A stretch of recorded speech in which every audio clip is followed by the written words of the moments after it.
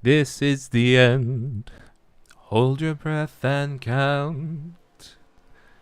17 cars on Homestead Miami.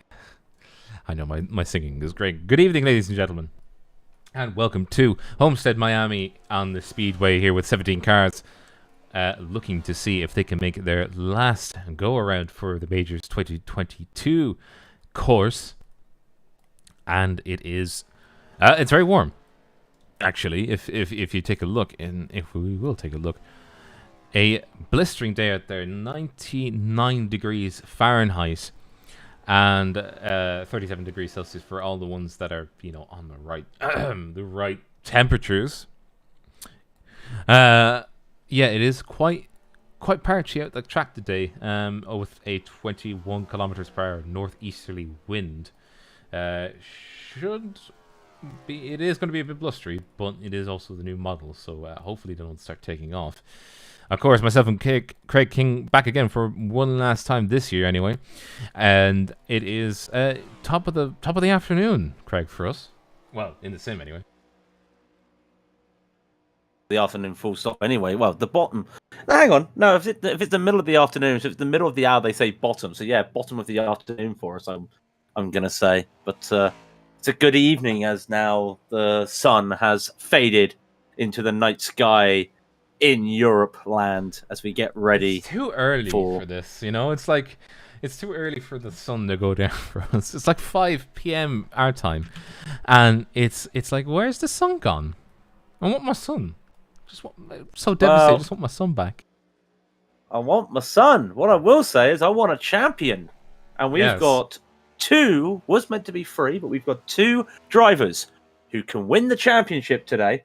And that is Brian Boomsma, who has just had a disconnect and is rejoining, panicking, rejoining, and Garen Batten. The gap between the two of them is a staggering 66 points, which basically means that for Boomsma, anything that's seventh or better, and Boomsma's the champion. And there also, are other permutations. If he finishes ahead of Garen Batten, under any circumstance, he wins. It's the same situation as well in the Legends, with Hackenschutt leading Jan Brony by 76 points, and yep, they're both there for this start of this race. So we have two. We technically do two of them this time. Well, there's 3 championships still at offer because while unfortunately there are no NRG drivers battling for Bright Esports, battling for the team for the drivers championship, the team championship, they lead by 28 points. So basically, what we're looking at for Bright is they need to get more of their drivers ahead of the NRG drivers, which is going to be tough. Oh, bloody hell! The qualifying results aren't there. Done it again. But anyways, as one would say, it is getting. Oh, I think if I switch to this, do I get the qualifying results? I do not. Do I get the race? No. Do I get them if I do this?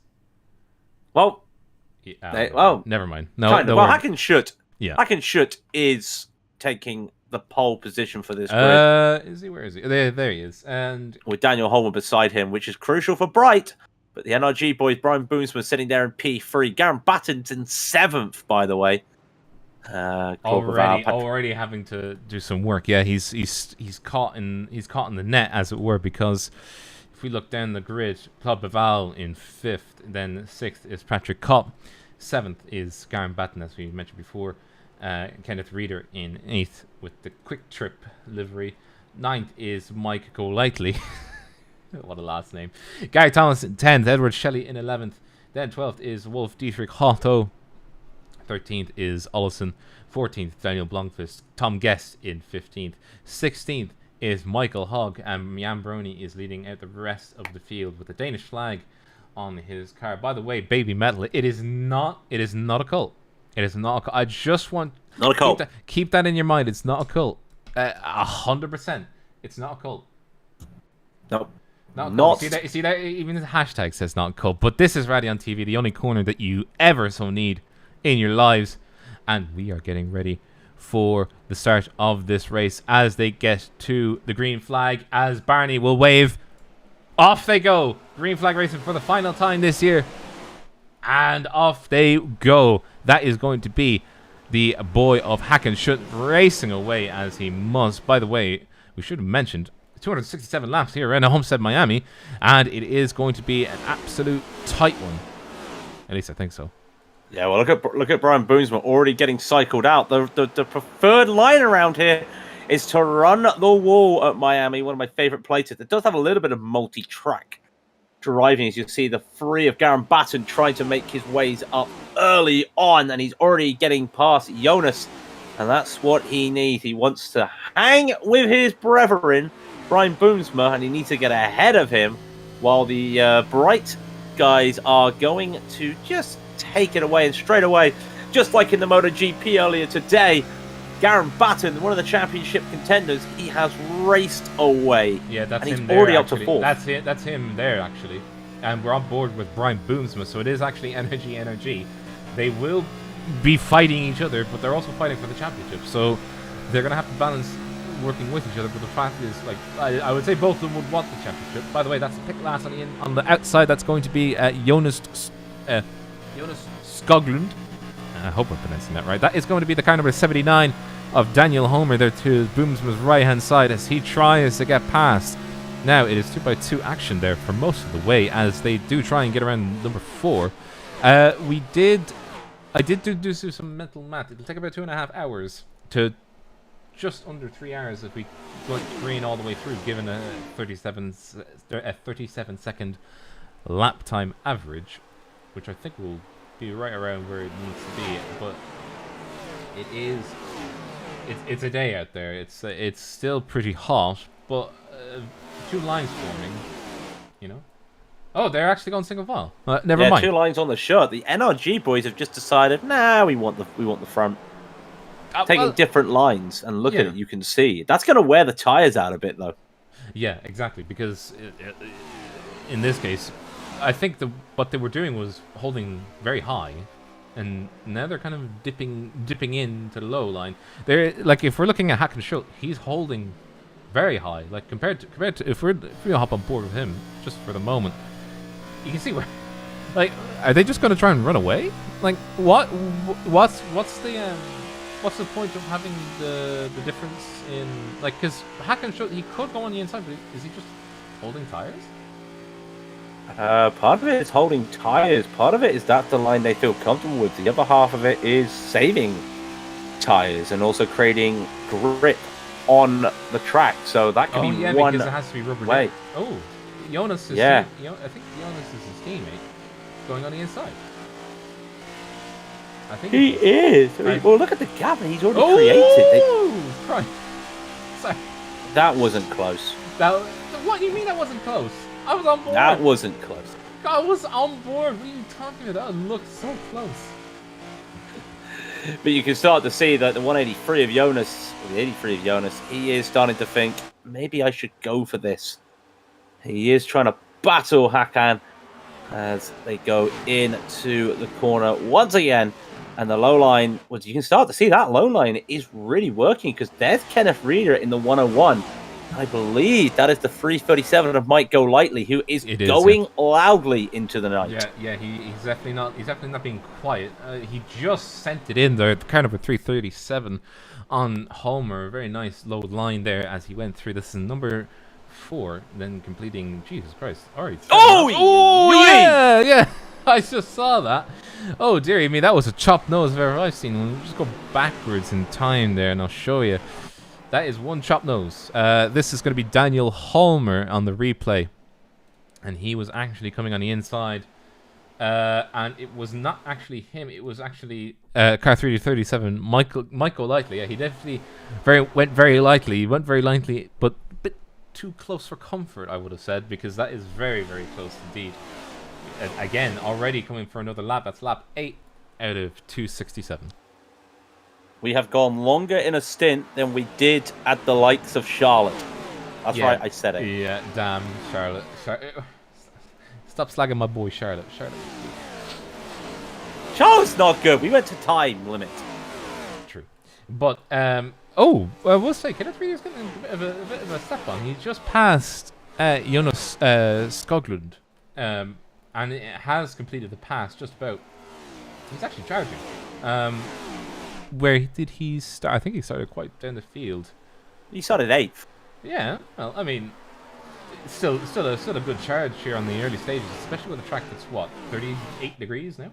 39 Celsius, 103 Fahrenheit. Yeah, that's quite hot. I mean, even for American tires that are used to like screaming. I've seen it hotter. Really? Yeah. You gotta remember, we are at the end of the summer here. Homestead, of course, used to be the finale of the NASCAR Championship. Such a fun track, but they've decided now to use Phoenix. Well, for us, it's a finale of 3.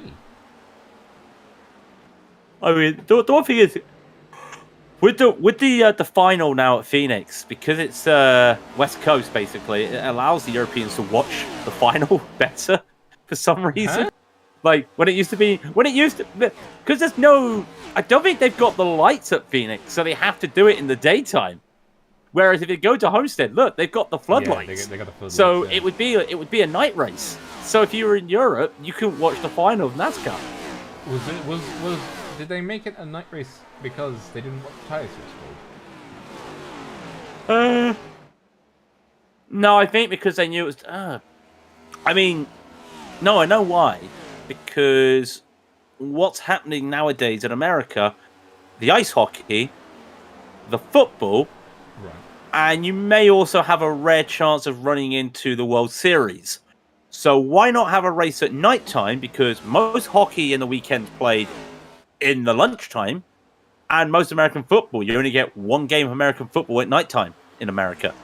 Most of them are finished by about 6 o'clock in the evening, and then you got a 7. So why not just start it just as those late afternoon games are finishing in the NFL, and then really it's basically you versus Sunday night football. So yeah, but from why not just not do that? Well, it's also like when you got to remember the Daytona 500 is usually the week after the Super Bowl, right? Because would you want the biggest spectacle of sports in the world overshadowing the biggest motor race NASCAR has? No, you wouldn't. Yeah, so you go. But I mean, like, we could get into an argument the same way that like when we talk about like Abu Dhabi, back when it really was the title decider. Like in 2021, 2010, 2011? 2011, 2021, and I want to go and say 2015? In 2010, there was 3... Double header?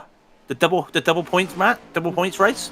No, you had the... In 2010, you had Seb, who was actually... 2010 you had Seb. 2011 you had Seb. No. I was trying to say, like, he was the outside chance. The fact that he was the outside chance, and it was him, Mark Webber. How was Seb the outside chance? Because he was the outside chance at that time because he was furthest down in the points. He had the littlest amount of points. No, he wasn't. Yeah, he was. I thought, unless I'm misremembering it, but it was him. You are. Him, Mark Webber, Lewis Hamilton, and no, it wasn't Fernando. Lewis Hamilton. It was Fernando Alonso. No, but it was the 4 of them. The 4 of them had a chance if the results went their way. Oh, you're right. I do apologise. It was Lewis Hamilton. I do apologise. Yeah. I was thinking the season before. No. The season before, not a chance. But like going into the championship, you were correct. Alonso 246, Webber 238, Vettel 231. I remember now. Vettel's engine blew up in that race, or was it the race? The race prior. The race prior. Yeah. Yes, I apologise. Because we all know what happened at the 2010 Abu Dhabi Grand Prix. A certain Renault driver held up Fernando Alonso. It was for position. Of course he would. Yeah. Our boy, was it Kubica, was it? No, it was Vitaly Petrov. Oh yeah, but Vitaly did the world a service by holding up. It was the only thing Vitaly Petrov did in his F1 career. Don't at me. And then he got like the biggest like turfing of his life from Fernando, because he was basically just going, "Oh, why did you hold me up?" It's like, it's her position. I'm gonna fight as much as anybody else will. Which should give us that famous radio call. Well done, Seb. You just wait there, my son. You just wait. And then he goes, Hamilton second. Button, yeah. Sebastian Vettel, you are a world champion. Who's going to be a world champion today? It's currently it's currently Brian Boomsma, but look at the charge by Kenneth Reeder. Yeah, Kenneth really got a step on. He passed Boomsma, and we're just on board with Boomsma now. That is a gap growing, but remember, all Boomsma has to do, just finish in the top 5. He's grand. So I mean, for him, he I don't think he would necessarily want to push too much. I mean, keep it calm, nice and calm race. Like, be safe, because there's no point going for broke when all you need to do is, like, that kind of way, right? Like, I would be the exact. I would not like to be in Jonas's shoes right now, because he's having to push. If we're looking on the outside here, that's car number 79 of Holmer, and on his inside, that's the car number 34 of Edward Shelley, who's pushing very hard. Yeah, Edward Shelley going on the charge. Congratulations, Edward, for winning the European endurance race yesterday at Monza, and winning that in the LMP2 with one of the NRG boys, and he is now taking those talents from a prototype to a stock car. And he's making charges. Started 11th. I'm still always like confused why they call these stock cars. These are not stock. Like, yeah, but it was the whole idea in the past, wasn't it? Yeah, you drive it on Sunday, buy it on Monday. Yeah, win on Sunday, buy on Monday, or something like that. Yeah, because literally they were just. It wasn't even really scaffolding. They were just like they did the Lancias of the 80s, where they were just like, it's scaffolding in the biggest quotation marks ever. By the way, behind them, Jonas is battling Claude Beval, who's also on a charge. I think Claude actually started 3 positions up. Sorry, we're all mixy-turby at the moment. It seems that Beval has gone downwards, as has Jonas. Jan Brony, by the way, passing. He's actually gained 2 positions. Oh my goodness, what is that? That's a bright green guy. Let's have a look at him. I actually want to focus on him. Just a second. Just a smidge. Oh, I like that color. It's a very baby green. What is that on the side of his car? It was the Dark Frogs Racing. What is that on his car? Whoa, hang on a minute. It's I can't see. A thing. What is it? I think it's just a logo of some sort, but I know the Dark Frogs Racing logo on the front of that car. Oh, it's a racing logo. Okay, and there's something on his right as well. There's like a thing. I can't necessarily. Oh, it's a tree on the left, and then on the right it's something else. It's like writing. Oh, it's just his driver name, I think. Back up with Kenneth Reeder, who's still. He's actually lost a bit of time because the tire wear is now starting to, come into play. 23 laps green. And I think what will happen is they will go for... I think it is 45 laps. It's when they change tires. Yes. We did a race around here earlier this year. We should know this. No, 40 does sound about right off the top of my head. Well, it also depends on how nightmare the tires are, given the fact that it's still like 100 plus Fahrenheit. Well, let's just look at how the laps have fallen off here, and they haven't fallen off. I mean, they have fallen off, but not as much as I was expecting. Usually, the golden rule is 2 seconds. And you think that Kenneth Reeder has done mid to high 33s, and now he's finally dipped into the 35s, but he was doing mid 34s a few laps ago. And if you look at the times for Garen Batten, that's what we expect to see. He was doing mid 33s, now he's mid 34s, high 34s. So yeah, we would call that about 40 to 50 laps would probably be your knock-on point. Yeah. So the top 3 are starting to pull away, and actually, to be fair, looking at the times of everybody else, no one's really able to match the pace of the leaders at the moment. I think Claude Breval's the only person. Yeah, Claude Breval's the only person that's been able to match the pace after throwing in that 34.9 last lap. Didn't he have such, you know? You're right, because that's a 35.4, so you are right indeed. So, yeah, I think Batten having, well, clean air, and the fact that he's not having to race anybody probably helps his tires a good bit. But we're looking on board now with Tom Guest fighting Alexander Olsen. It is NRG on Bright Esports Action, I think.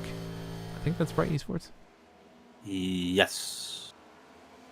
It's one of the Bright Esports teams, it is indeed. And again, the Bright Esports guys trying that high line, not working for them per se. Unless that's the setup they've gone with. Could it be? Could it be the setup causing them to ride the high line, or forcing them to ride the high line? No, I mean the only way you would set the car up is for a long run or a short run. And if this was earlier in the season, you'd be setting your car up short run off, especially after what we saw at Charlotte, Martinsville as well. So for this chaos here, hello, the 292, they're just tapping the wall. Yeah, also tapping the wall there, a little loose coming out of 4. But the problem is, wouldn't a quote unquote short run setup be under the expectation that you would have a caution every 20-30 laps? Less. About 15 to 20 laps. You don't want you want the car to basically be able to survive half of a stint. Yeah, but it's not going to work in this case. I mean, look at the gap between Kenneth Reader now. He's not part of the Energy/Bright Esports conundrum, but his charge has now faltered, and what has happened is that Brian Boomsma, I think the NRG guys have gone for a long setup or a long stint. They have, and I tell you what else is also factored in here, and it's why I've never been good at oval racing at Homestead, is the tires do wear a lot here. And when the tires start wearing, you're having to really lean on that brake a bit more. And while I was really good at the whole braking on an oval, I know that sounds really weird, but while I had a really good method there, unfortunately, the way I would drive the car just wouldn't do well when it came to here. So maybe that's Kenneth at the moment. You see Boomsma's starting to want to make moves on him. Oh yeah, he's about to. Yeah, and he has made the move. Yeah, he's got that run, and if he doesn't slide back up, and he hasn't, he's done that very well. The tires won't like him for that, but he's been able to hold that. Will he be able to keep this lower line? He is, and you can see that Kenneth, unfortunately, the car does not want to go. So that is Boomsma back up to P2, but kind of needs a bit more. Well, no, he doesn't. Batten kind of doesn't want to see that. From a team point, he does. From a championship point, he doesn't. No, well, I mean, Boomsma holding second place. That's all he needs. I mean, as I said, yeah, that's what I mean. But Batten needs him to be 7th or 8th, doesn't he? So yeah, well, he needs, if he wins, he needs him to be 8th. But I mean, we already know that Boomsma's not going to do that. Boomsma's not just going to be like, oh, I'll just drop back. Thank you very much. I mean, especially given the fact that he's just able to hold his position. That's all he needs to do. By the way, in the background, you probably just saw that is Claude Baval overtaking cars now. He's just overtaken. Oh, that was a sharp cut in by Holmer. Very not. Oh no, it was not Holmer. It was Baval. Baval doing a very. Is he gonna get sharp... 2 from this? He could be shuffled back though. He could have the run, but the 34. Look at that. Shelley had a run, but because of where Baval was, could not use it. Completely just cut off, and he just did. Yeah, that is good position make. That was 3 positions in as many corners. Great work from Baval. Puts him back up to P5 where he started. Yeah, but that's not good though. He should be back up there. He should be back up where like Mike Golightly is. I love that last name, by the way. He's not going lightly into the middle. I mean, that's just an amazing name. Sorry, Mike. we just, you know. What happened to our? Where's? Oh, poor Hog. He's at last. He's not a cult though. He's not a cult. I swear. But, the complexion. Did we ever understand? How I never really truly understood how the team points works. Do we have any idea on that?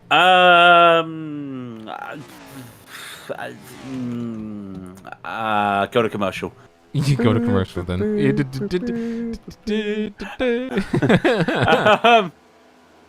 No, I actually don't know how the team points work. I think it is just like the combination of all the points. And it's bright like and it's that is definitely the kind of who was the guy that rode the wall at and everybody was saying like Lamau, this is like sim racing is real wall riding. Oh, good, my good friend Ross Chastain. He's not my friend. I just thought saying that. Ross Chastain, sorry.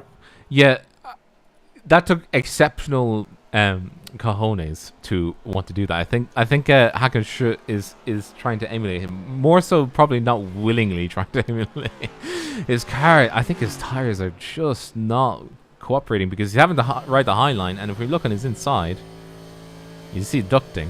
But if you were to see past the ducting, you'd see this car. Daniel Homer. He's actually threatening Hackenshoot. He is in. I was trying to find the point system here.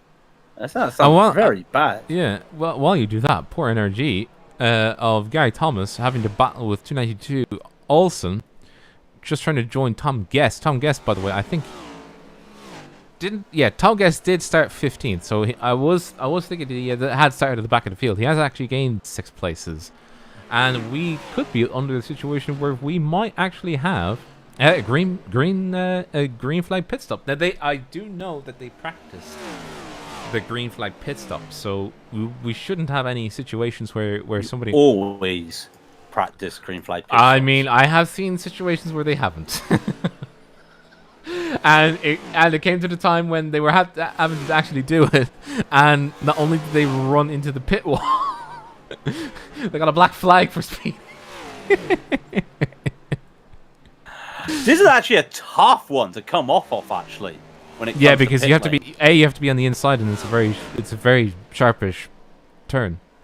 It's a sharpish turn. Yeah, you've got to start slowing down. We do actually have a camera. Let me actually go grab the camera from pit lane. If you could just see the opposite side of the pit lane. Oh, just here. Yeah, you can just see just at the bottom there of the screen there. Actually, let me just actually go to. No, never mind. To the candy shop. Yeah, let's go to the candy shop. Yeah. I will just say that we just saw just a smidgen of what we were going to talk about. And this is good here. I know they're in a battle, right? I know they're in a battle, but you go for a marker to start going, and you want to start braking about here now. Yeah, and then it just banks left. And look how it opens up. Look how it opens up down there, and there's your line. Maybe even a bit late, maybe even a bit earlier. Usually you use like the signboards as a reference marker. Yeah, and with these cars, they're quite, even though they've got ground effect, they're still quite sensitive to, well, what brakes? I mean, they're just a suggestion. The brake pedal is a suggestion to slow down rather than it actually slowing down. A suggestion. Yeah, you know the Woolsey brake.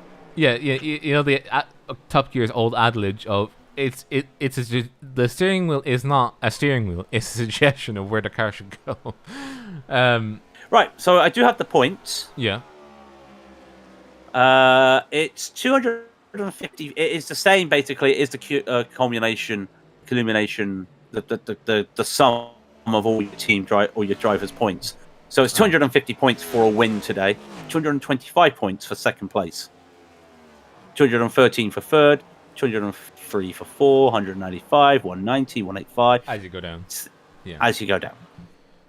So technically speaking, to win, Bright Esports has to collectively they have to finish ahead of 28 points ahead. Yeah.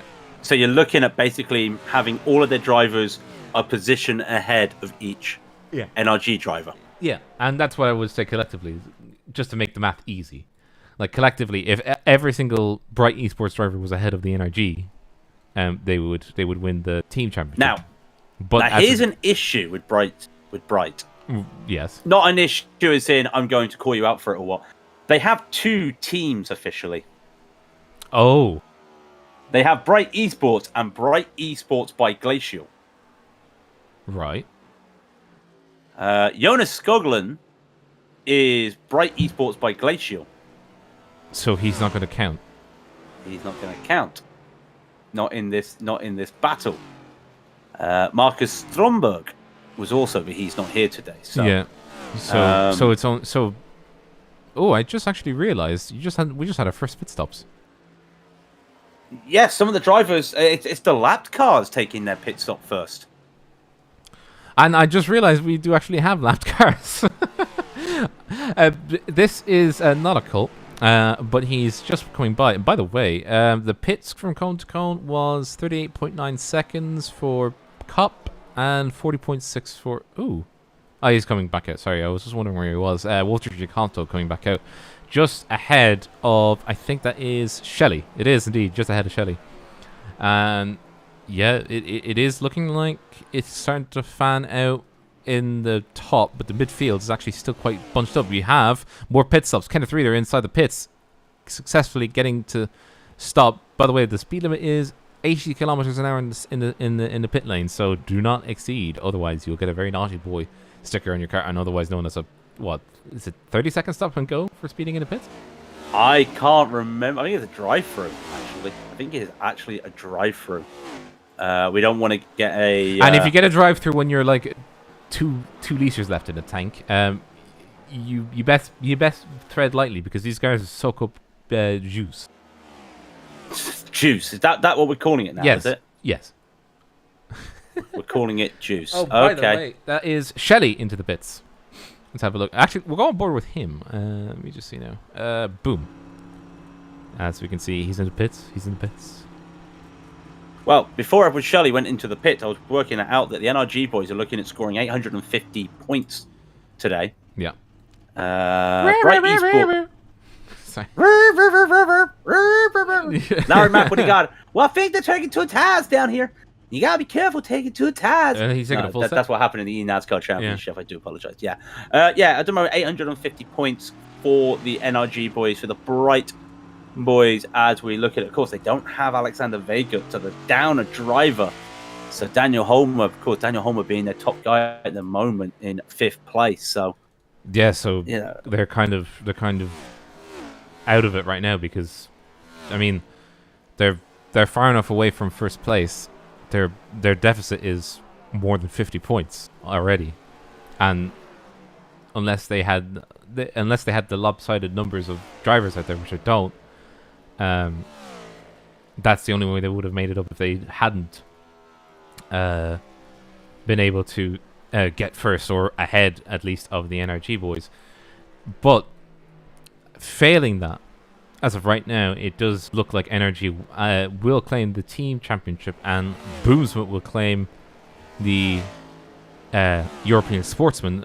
The Legends, what about that?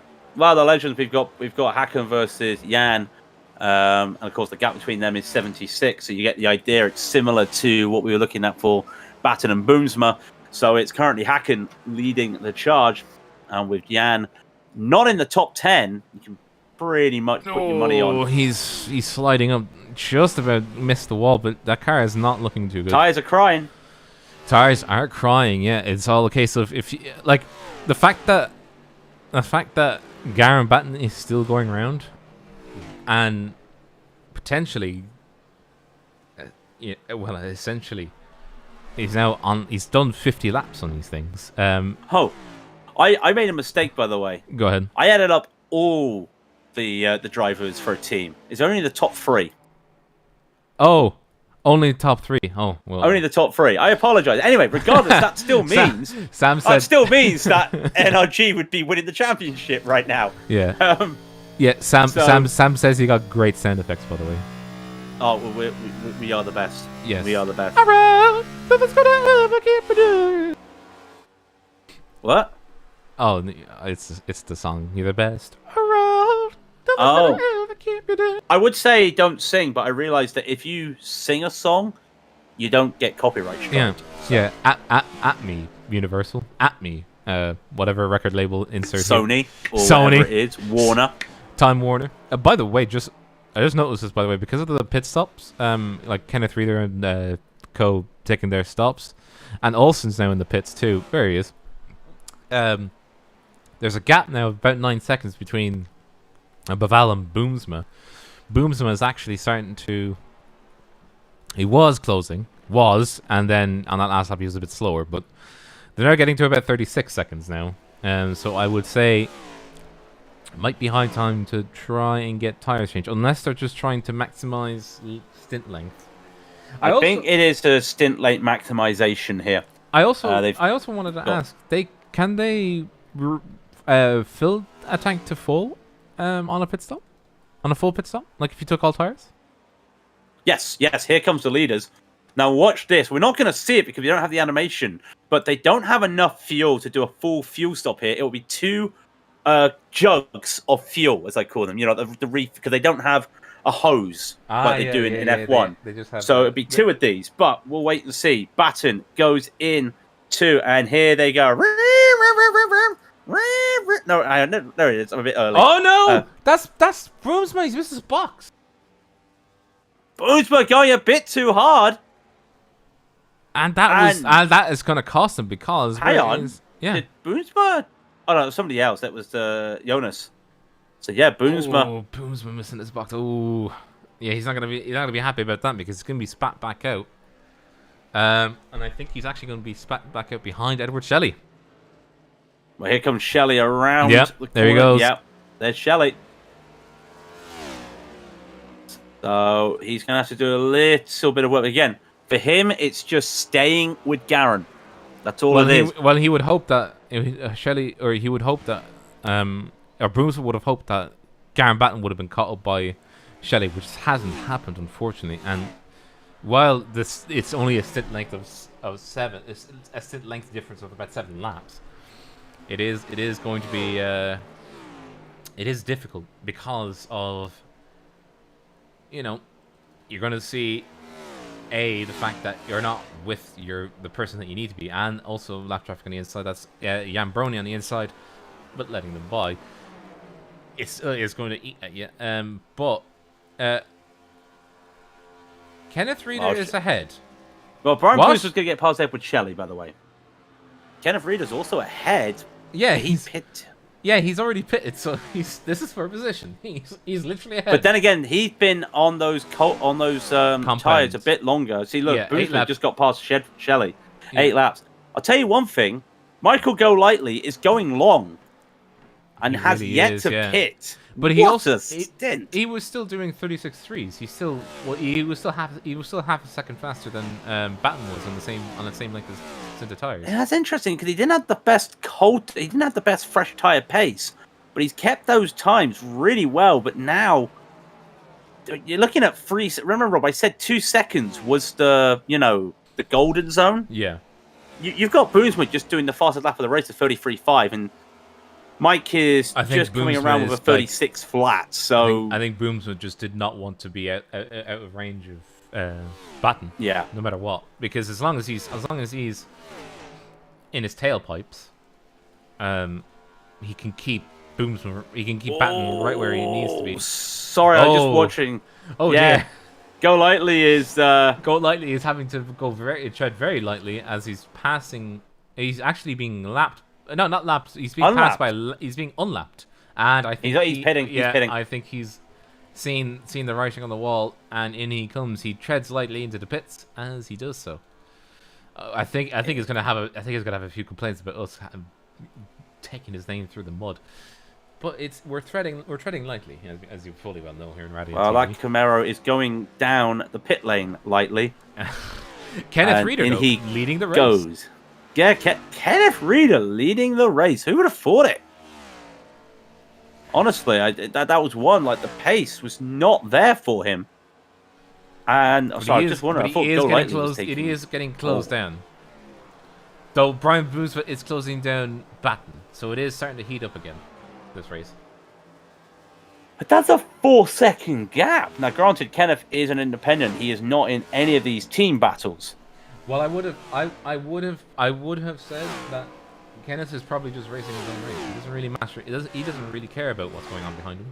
Like, you know how it is, right? Where you're just like, I'm not in the championship, but if I get like a podium, hey, I'll get on the final race. Yeah, look good, you know, good start for next year, you know.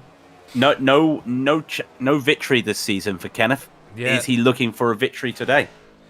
No, didn't he have a victory? Nope. On dirt? Nope. The tables don't lie, and in the W box, there's nothing. Damn. I know. It breaks my heart seeing it. By the way, we are. I don't know. Let me get my calculator. So now we're quite a big distance away. Calculator. No, that's not. Okay. Hey Siri. Open the calculator. Did you just say open the calculator? Yes, I did. 60 to.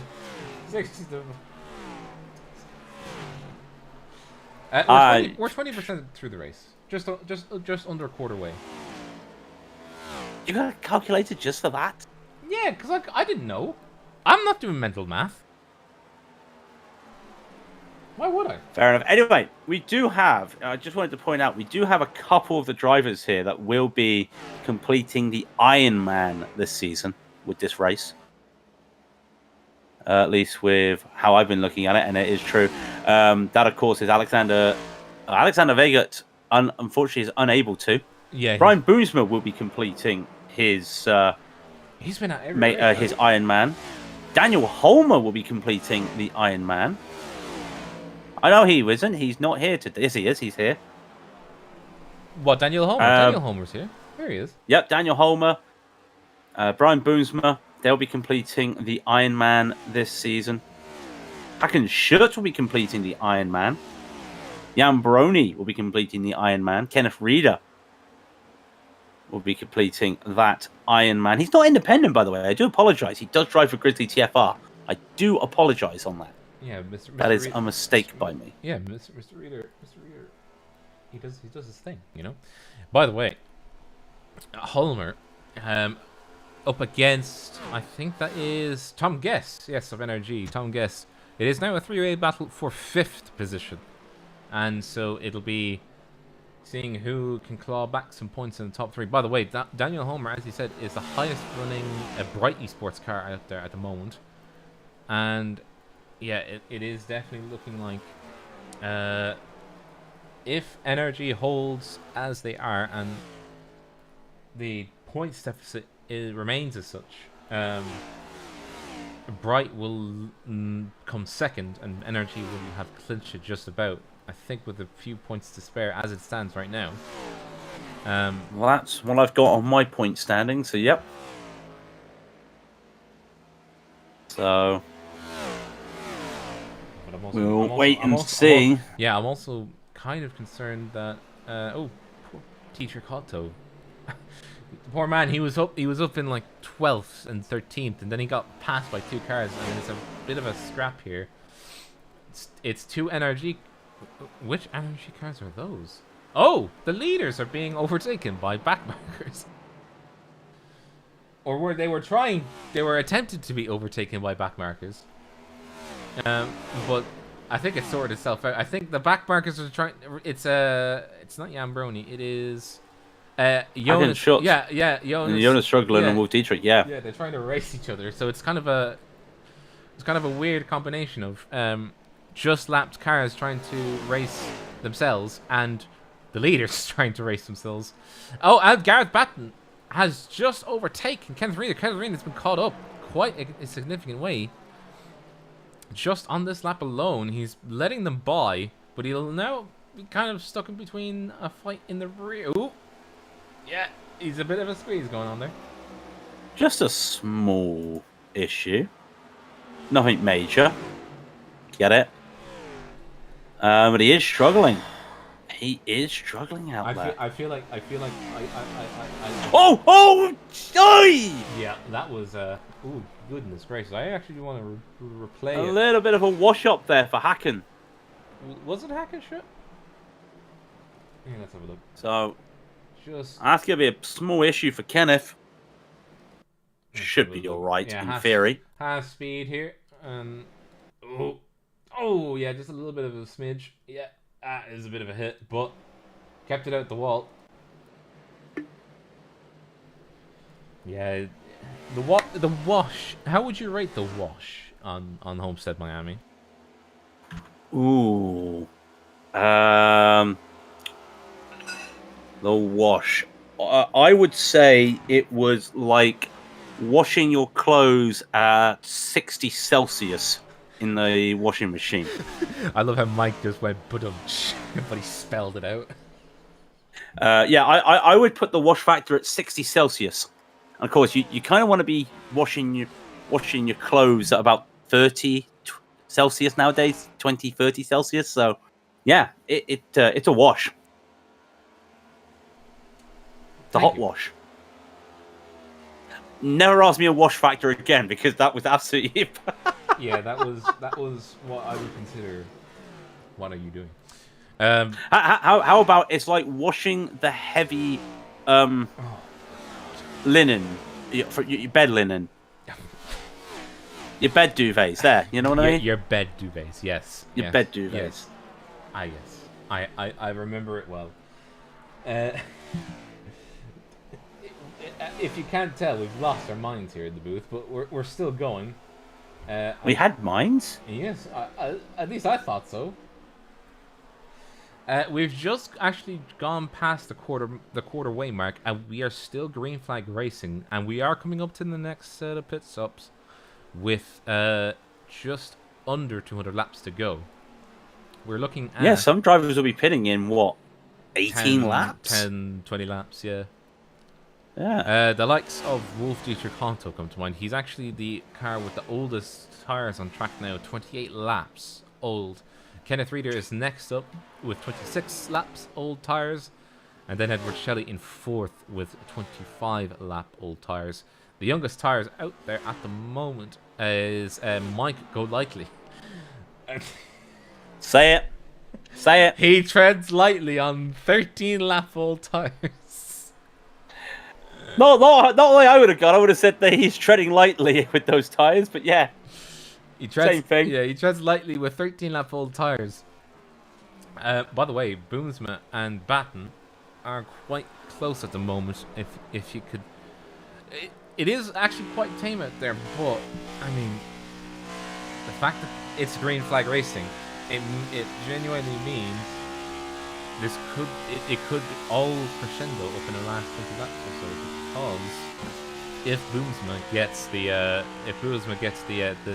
itch, as I would say, he gets the itch, you know, where you're just like, I want to pass. No, I should stay safe, but I want to pass. The itch. Yeah, well, I mean, you know, if the opportunity presented itself, would you pass for the lead? True. I've also got some bad news for you. Uh-oh, what? We're somehow behind the pros. But the pros are faster. They also started a minute before us. Oh. Because the sessions are not all the same start time. Yeah.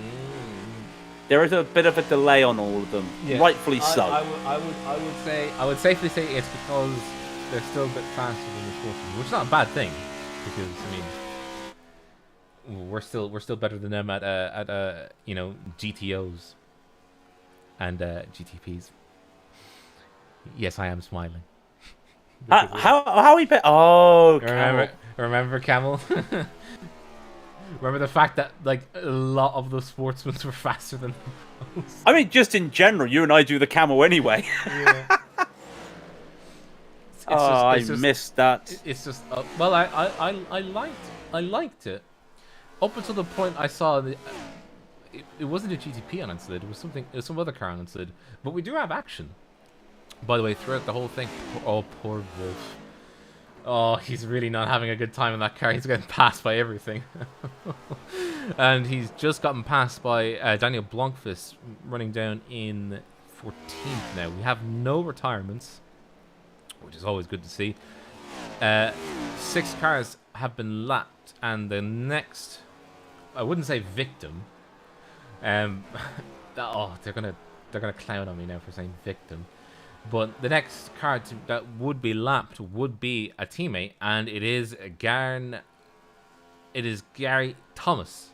I was going to say, you was going to say Garen. I was like, huh? Yeah, he's not. No, Garen's not getting lapped. It's Gary Thomas getting lapped, and that is his teammate. He sees him on laps.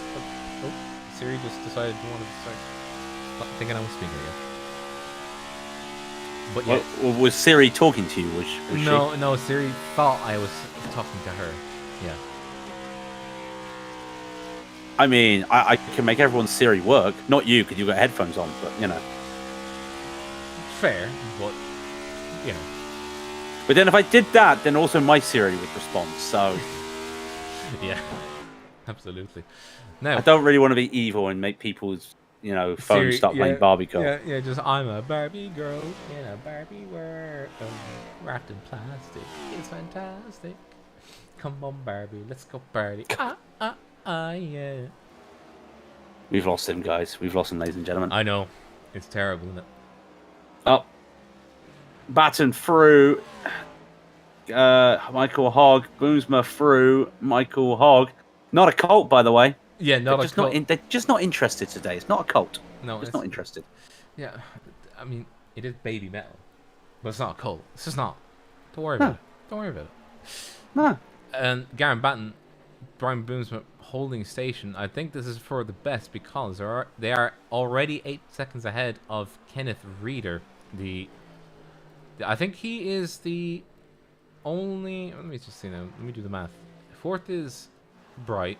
No, 4th is Energy. 5th is Bright. He's the odd one out of the top 5, statistically speaking, because it's either Energy or Bright that's in the top 5, except for Kenneth, who's neither of those things. One of these is not like the other. Okay, I will quantify in saying Kenneth is Bright, but as in like not part of the Bright esports team. I wish to quantify that immediately. We here at Raidillon TV do not wish to call somebody not bright. Yeah, I'll call myself not bright because I forgot to do something, and now it's just occurred to me what I forgot to do. I just realized I gotta do something. Yeah. What do you got to do? I just file some paperwork. Tax, is it? No, just work related paperwork. Well, yeah, go ahead and file that. I'll file that under to be done later. Yeah, exactly. Boomsma is on a path that will be filing into championship victory. He's done it again. Oh. Thank you. I am here all day. Up until the end of this race. Up until the end of this race, which is going to be in another 2 hours. According to my stopwatch, it's going to be in the next hour and 50. Hour and 50, yeah. But that's also given the fact that it's gone so smoothly as of right now. We're just only coming up to less than an hour gone by, and we are at. If I pull up my calculator again, yeah. I'll tell you who is going smoothly. This might go lightly, as he's catching up to Daniel Holmer. Oh, he has actually. Genie Mac, that is quite close. Yeah, but remember, of course, Holmer 4-lap older tyres, which 4-lap older, that doesn't sound a lot. Trust me, it's a lot. It is a lot around here. So Mike is working his way through the field. The strategy may pay off for him. At the moment, if he goes lightly, yeah, of course. Actually, he was 100th faster than Daniel Holmer last lap. Yeah, doesn't sound a lot. Yeah, but in NASCAR, that's quite like if you extrapolate that out, 100th of a second can be multiple hundreds of a second. And all I'm saying is, prior to that last lap, Mike was shaving 1/10 off each lap. So yeah, and if you extrapolate that, that's like 3/10 on a normal, like a typical road length. and it's about a minute and a half. And so, I wouldn't go that extreme, but yes. well, yeah, I would.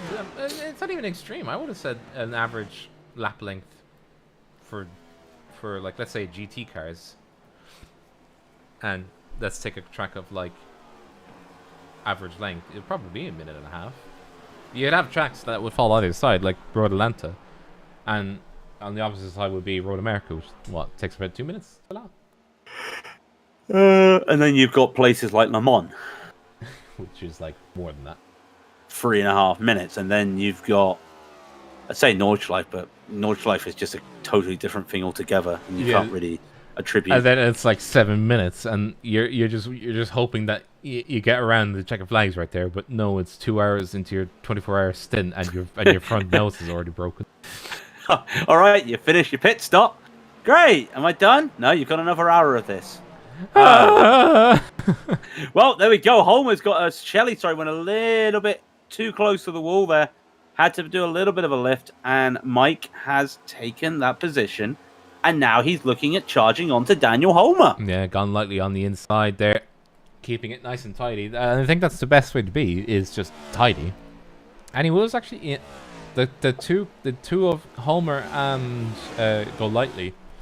They're actually lapping much faster than the car ahead of them, which is Kenneth Reader. Kenneth Reader is actually going backwards now. He's doing 36s. He should be pitting shortly.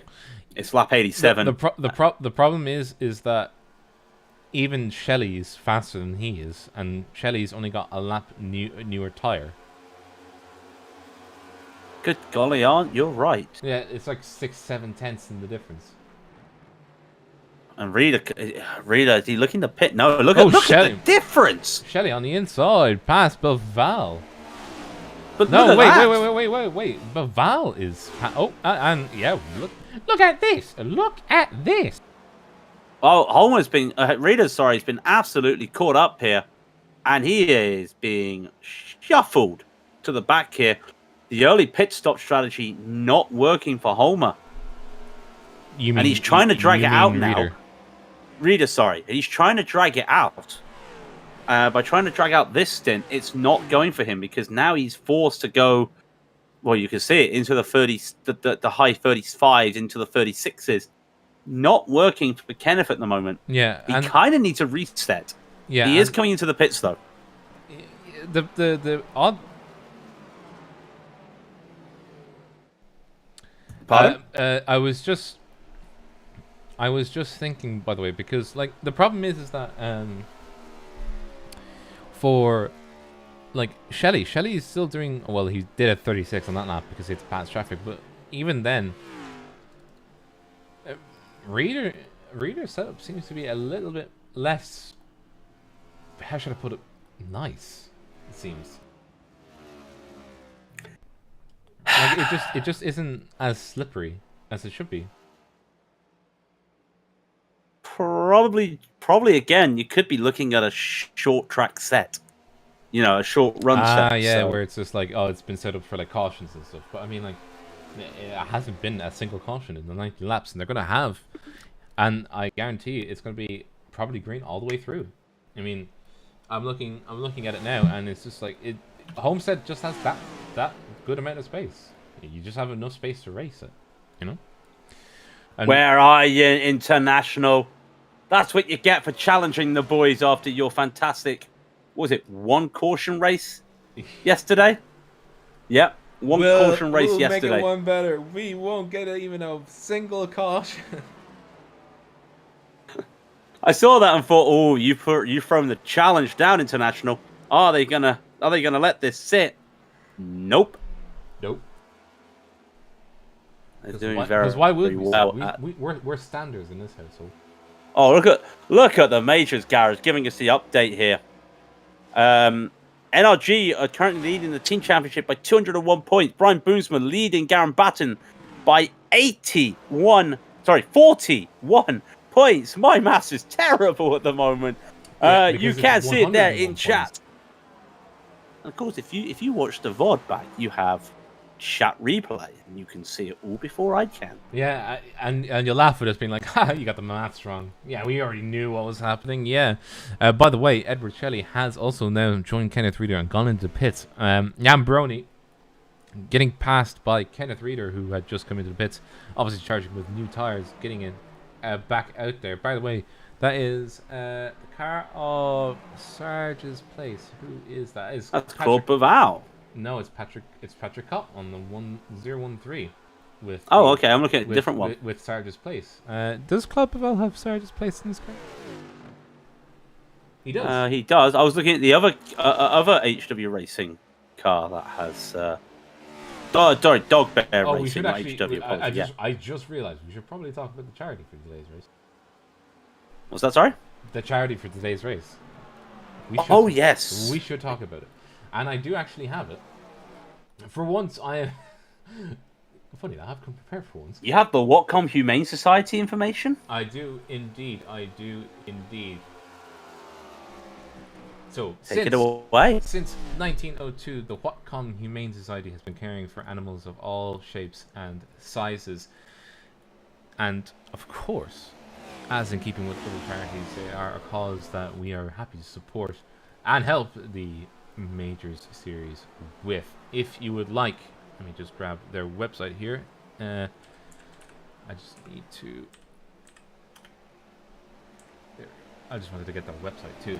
At whatcomhumane.org, you can also help them out. They have the usual Facebook links and all that kind of thing. But at whatcomhumane.org, you would be able to donate to help them do animal control and rescue, pet adoption, spay and neuter, pet licensing, low-cost microchipping, and help with volunteer programs, humane education, and if you wish to say, if you lost an animal in the area, or if you say you found an animal, you can help them with that, and you can also help them by also potentially becoming an adoptee or an adopter if so desired. As again, www.whatcomhumane.org is the website, and they are located in Washington, Bellingham. I think WA is Washington, isn't it? WA is. Oh, hang on. I might have just gotten that wrong. Here, let me just double check. Bellingham is in Washington. It is Washington. Yes, yep. On the west coast. WA is Washington, yeah. And if you're in Seattle, you're right around the corner. By the way, Tom Guest, come back to the race. Tom Guest. Oh, that's Yambroni. Tom Guest is in the pits. He did not miss his box. Well, his name's not Brian Boomsma. Hi-oh! Why did you have to do him like that? I love you, Brian. I'm only having a bit of fun there. We've all done it. Hey, I missed my pit stop last night in an endurance race, okay? How? Well, when you triple stint your tyres, you kind of have a little bit less wearing on the rubber. That's very true, but again, how? I broke too late. Very good, very good. Okay, well, you know what? I'll let you away with that one because I've done it before as well. Not only did I miss the box, I went to the next box before I realized my mistake. So I do know that you're talking about Abu Dhabi Grand Prix. Yes. So we were talking about how many times was the championship decided in Abu Dhabi? Over the last 10 years or the last few times? So first Grand Prix was 2009. 2010 was decided in the final race. In that race, was 2011. 2011, no. It wasn't. Okay, so then in that case, it was not 2011, 2012, or 2013. 2014, no. 2015, yes. No. 2014, yes. Okay, 2014, yes. 2015. You forget about that. 2015, yes. 2016, yes. 2017, no. 2018, no. No. 2019, no. No. 2020, no. 2021, yes. Yes. 2022, no, because No. Verstappen's already won it. So, I did like though, when we talk about clinching championships, Suzuka set the record this year as track with the most championships clinched in F1. Yeah, which is brilliant because it used to be the last race of the season, and now there's like 5 races before it. Yeah. And I'm just there like, that's a really weird stat. Like, it now level with Interlagos, which, Interlagos should always be the last race of the season. Don't at me. Only if for one particular reason, only if they can make it so that it's nice. It's what? It's nice. I don't know. Nighttime race in Brazil. No, nice, not night. Oh. Okay.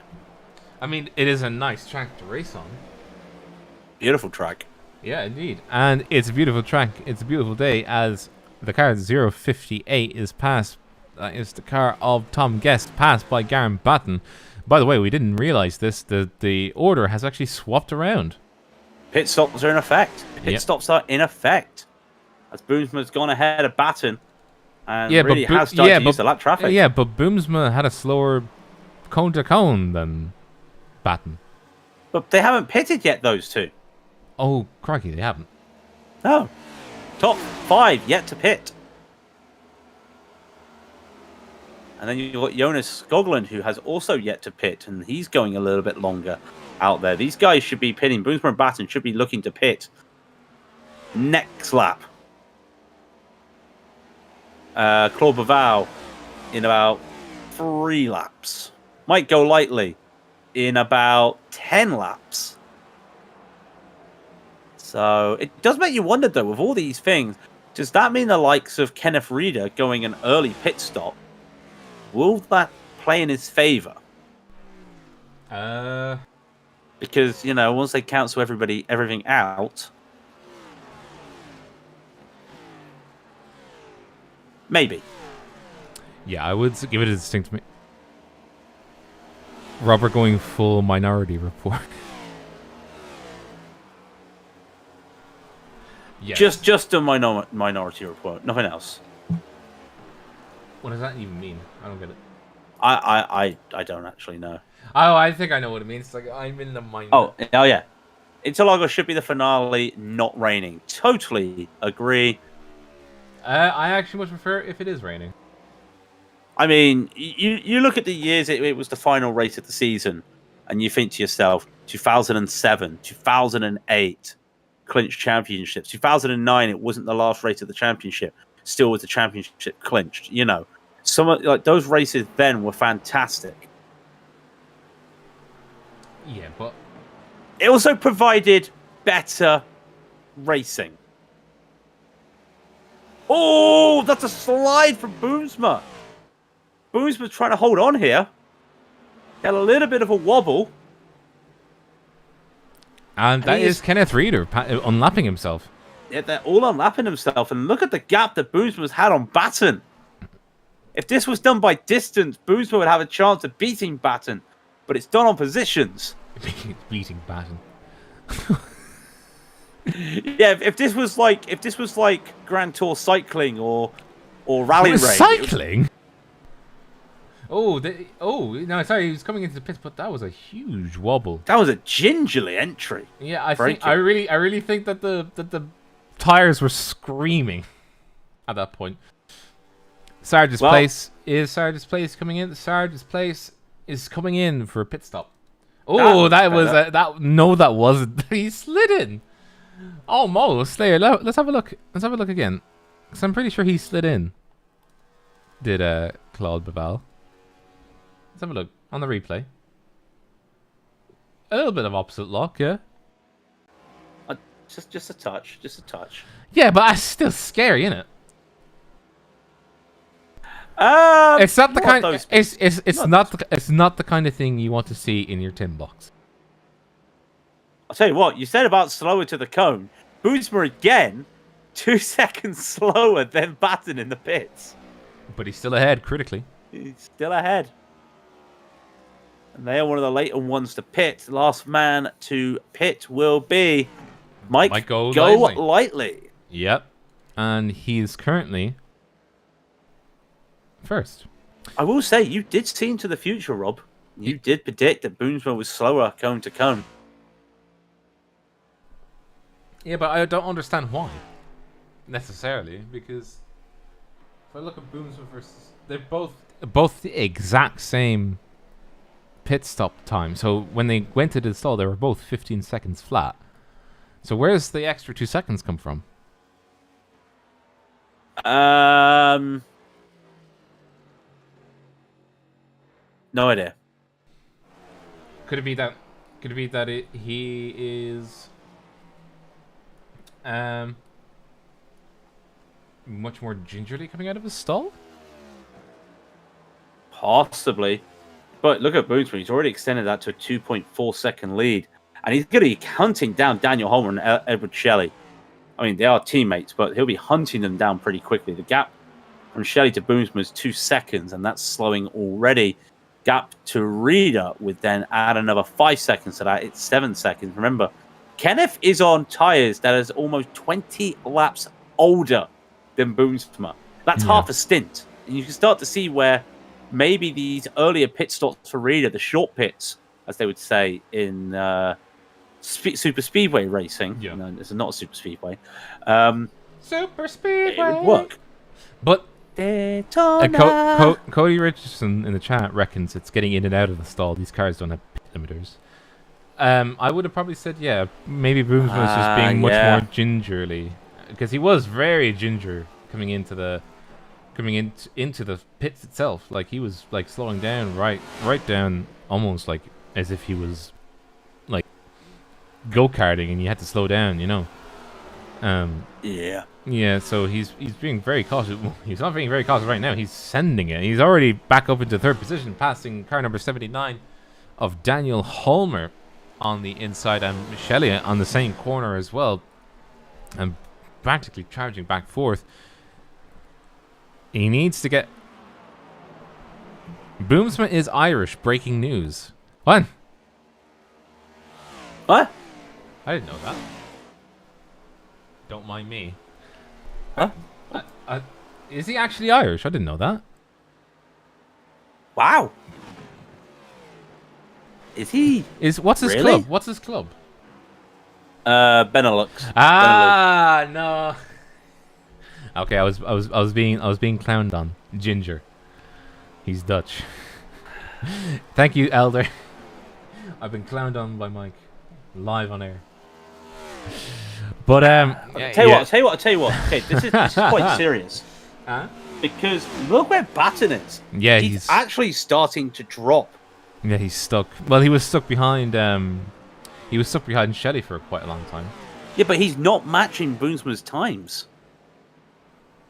I'm not saying hold on to your horses. This could be championship implications. Don't set the siren off. But hold on to your horses. This could be championship implications at the same time. But it's not over until the fat lady sings.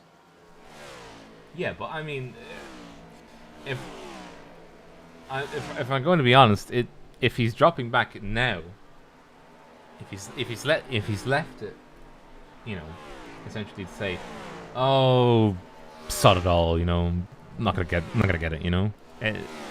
It could sink in very early at this stage, like especially if you lose pace, and that is Kenneth Reader being passed by Boomsma in 3 and 4. Good God, he's really got those positions quick. Get him quick and get him fast. You know. I mean, like he's almost 2 seconds faster than Reader already. Yeah. It kind of shows you how much this Kenneth Reader setup is. Essentially, like going for those short pits, you know, he's kind of now committed to the short pit stop, to the short stints. Yeah. You know, every 45 laps. You know, he's not draining the fuel all the way out like the others. Yeah, he's essentially. So he really is on a short stint. Yeah. But also, I'll tell you one thing that is interesting. Brian's catching up to go lightly. Well, he is going lightly, as you said. I mean, he is. Yeah, but he's on... Mike should have pitted by now. Well, he's going lightly. What do you expect? Is he just sipping at the fuel? Potentially. I mean, he is going high. It looks like he's going to stay up for another lap. How? That's 60 laps now that he's done on those tires. That's crazy. He could be.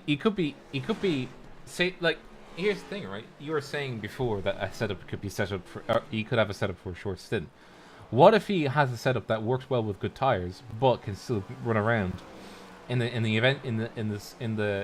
case that you have a very quiet first half, and then the second half, it's like crash, crash, crash, crash. Well, we don't hope there's a crash. Yeah, you don't hope. Oh, he really Although had to saying dive. that, we almost had a crash. Yeah, he definitely left it very late to dive down, but he is in the pits. Already slowly coming down. That was technically 61 laps that he ran on those tires, which is a lot. I mean, you can't give it up for him. What a drive! Dogbear 462 says you can go 55 to 56, or sorry, 65 to 66 laps on a tank. So there you go. We were thinking of Daytona numbers when we first started. We are silly. Yeah, but Daytona's a longer track, isn't it? Yeah, exactly. But that's what we were like thinking. Fast, hey, 30, it's also faster. 30 to 40 laps on a tank. You know, we're like, well, maybe. And then we're like, no, hang on. So, but that gap. I mean, granted, Batten's gone and passed everybody. Yeah. The gap is 4 seconds. Points currently as we run. NRG are 8146. Bright 8177. It's a difference of 29. Oof. That's big. And that's because Holmer is back up into third, and he is seeing in his front view, in between himself and another energy car, of Garen Batten. So Garen Batten's actually been slightly slower than Booms, but he's still 0.7 of a second faster than Holmer is. The rest of the field. Yeah. I mean, as you would be, being that you're one of the last ones to pit. So, Tom Guest trying to get onto the back of Alexander Olsen, which would be crucial because while Olsen is one of the other Brights drivers, so not part of the team in the championship, Battle is hit the wall! As I say that, Olsen's hit the wall! Ooh. Yeah, he's got a good bit of damage. Green flag's still waving though, but he has got a good bit of damage. That was quite destroying. We have a replay just right here. The back stepped out. Oh, bit of a snap. Course corrected, and then donk. Yeah, that is a big old hit. That'll give you a whiplash. Oh, did I slander the car already? Oops. Yeah, that was quite the hit. Let me actually just see from his on board. Oh, sorry, Olsen is part of Bright Esports. Oh, he is part of the main Bright Esports team. Yeah. I apologise. That's a bit of a hit, isn't it? Let me look on. Let me have a look on. Can we actually see on his camera? Can actually. He's actually had to come into the pits. That's how bad it was. Did he have a meatball flag? I cannot tell you. Because he's already used his fast. Well, if he's used his fast repair, I would imagine he's had the meatball flag. And given that, I would have said he's had a meatball flag.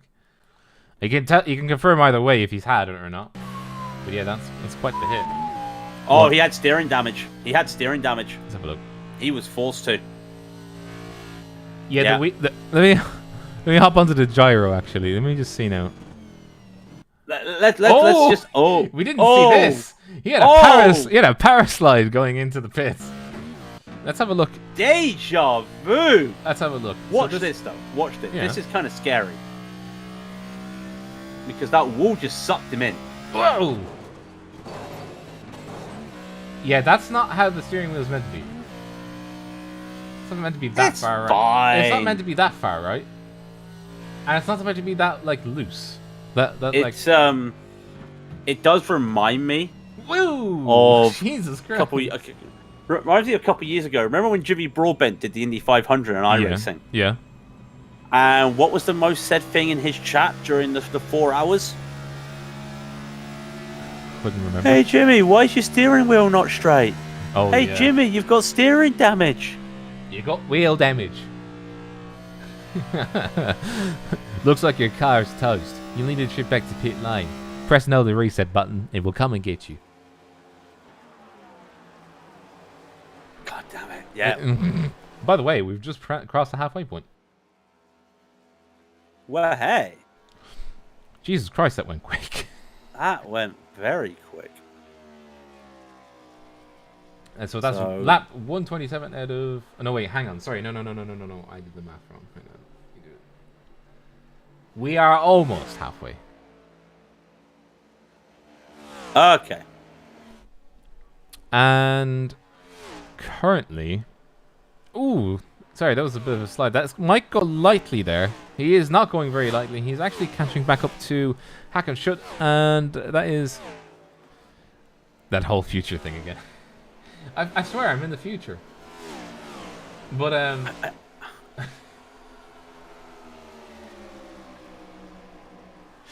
oh dear me. Actually, what did you watch the race?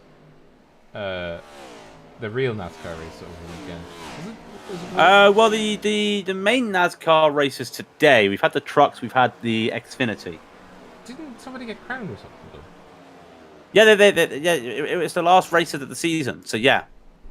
Yeah, but what happened? I thought if the main race is today, how did they already crown somebody?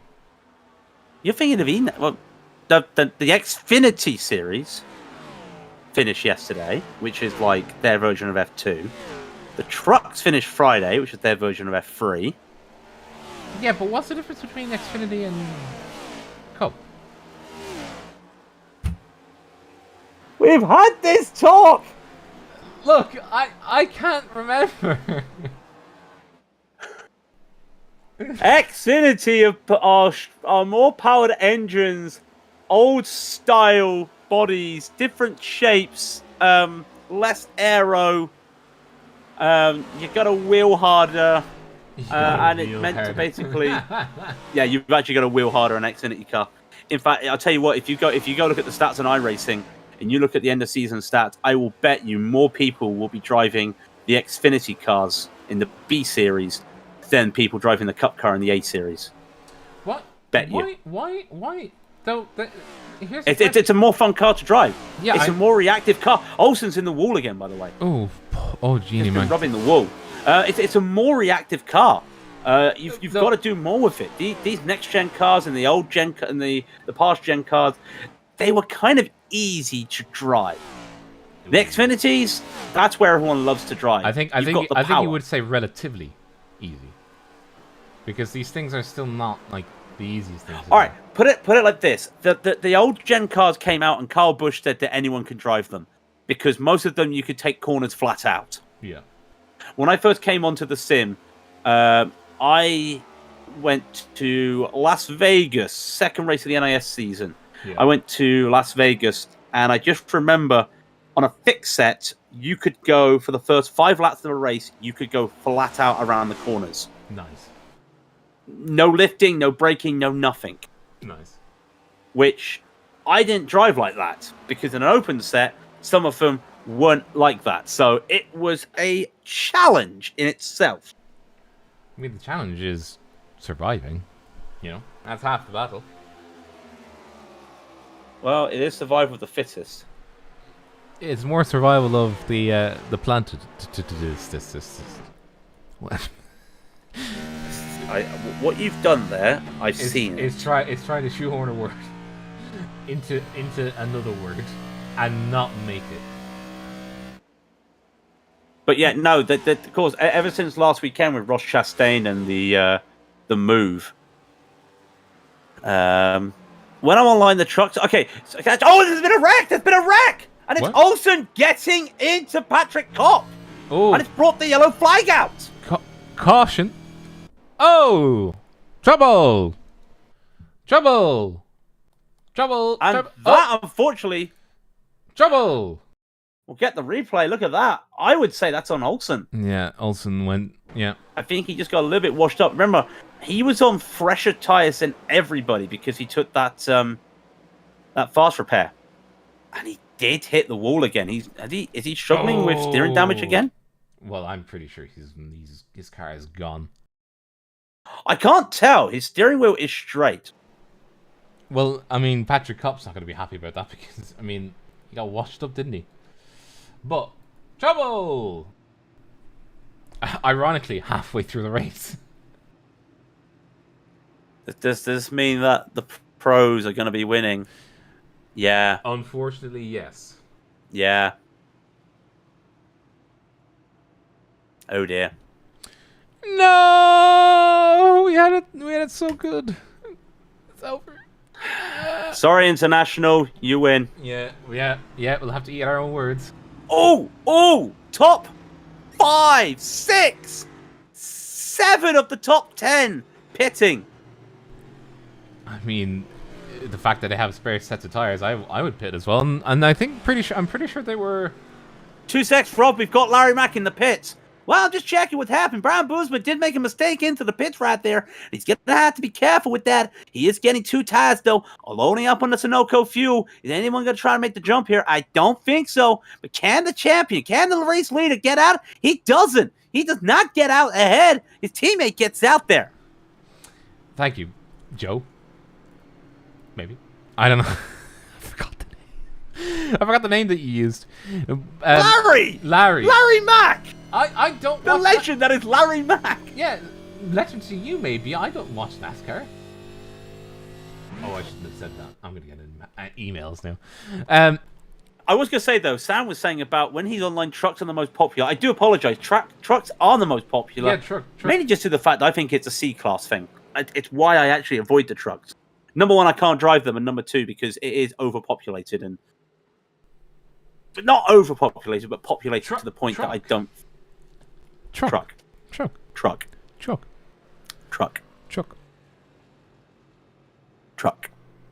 Very. Oh, there's cameras on the pace car. It doesn't have a name. So. Pace car. Pace car. It's like a Pokemon. It just says pace car. Official pace car. Did we ever get a name for the pace car driver? I call him Jeff. I was gonna say, has anyone ever named the pace car driver? I call him Jeff. If it doesn't have the same ring as Barney, does it? Yeah, but I mean, he's a Jeff, isn't it? No. I feel like he's just staring at me through the computer screen, just being like, oh. Why does it have rear seats?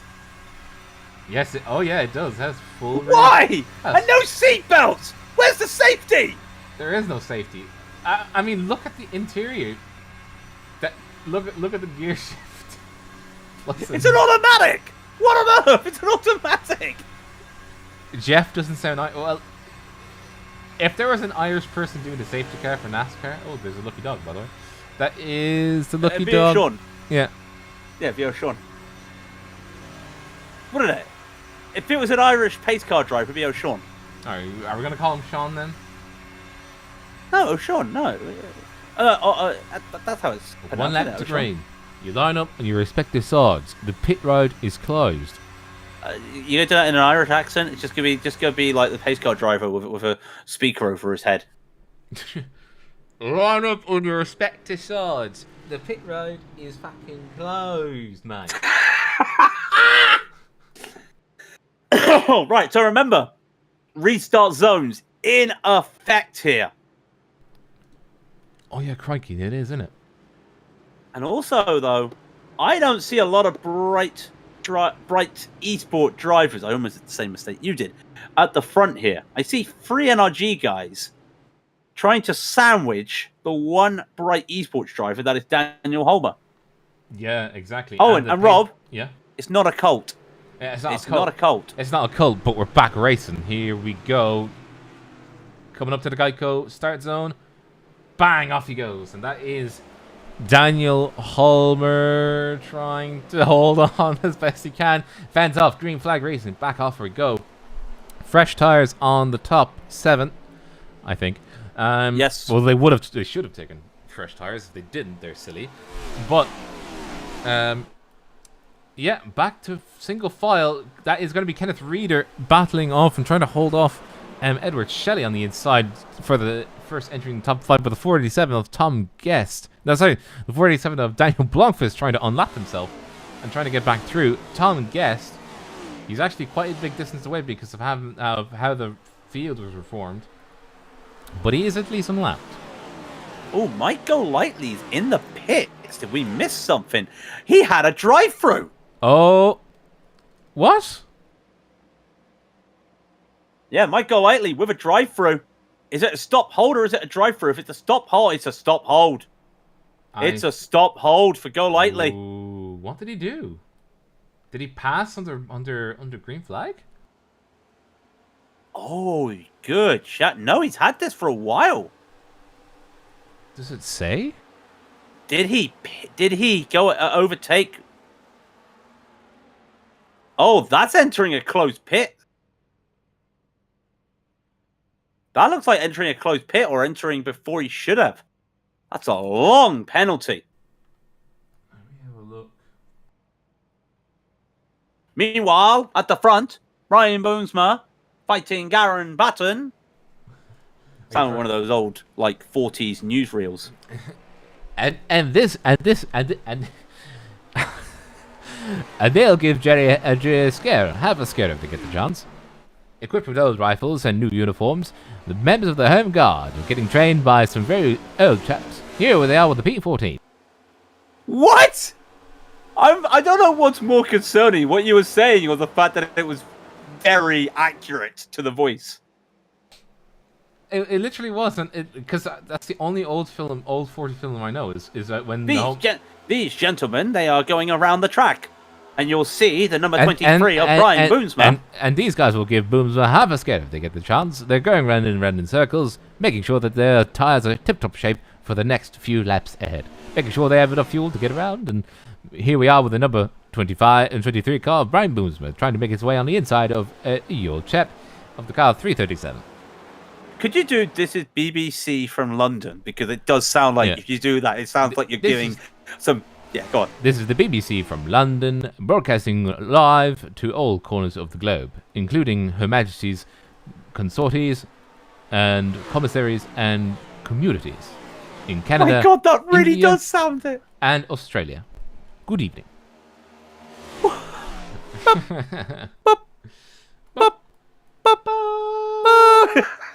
No, usually it's the pips before they say it, but yeah, but... BBC Radio News on BBC. Good afternoon. It is the Queen's money. BBC Radio 4. I can't do that voice. BBC Radio 4. Live from Birmingham. Because we can't go anywhere else.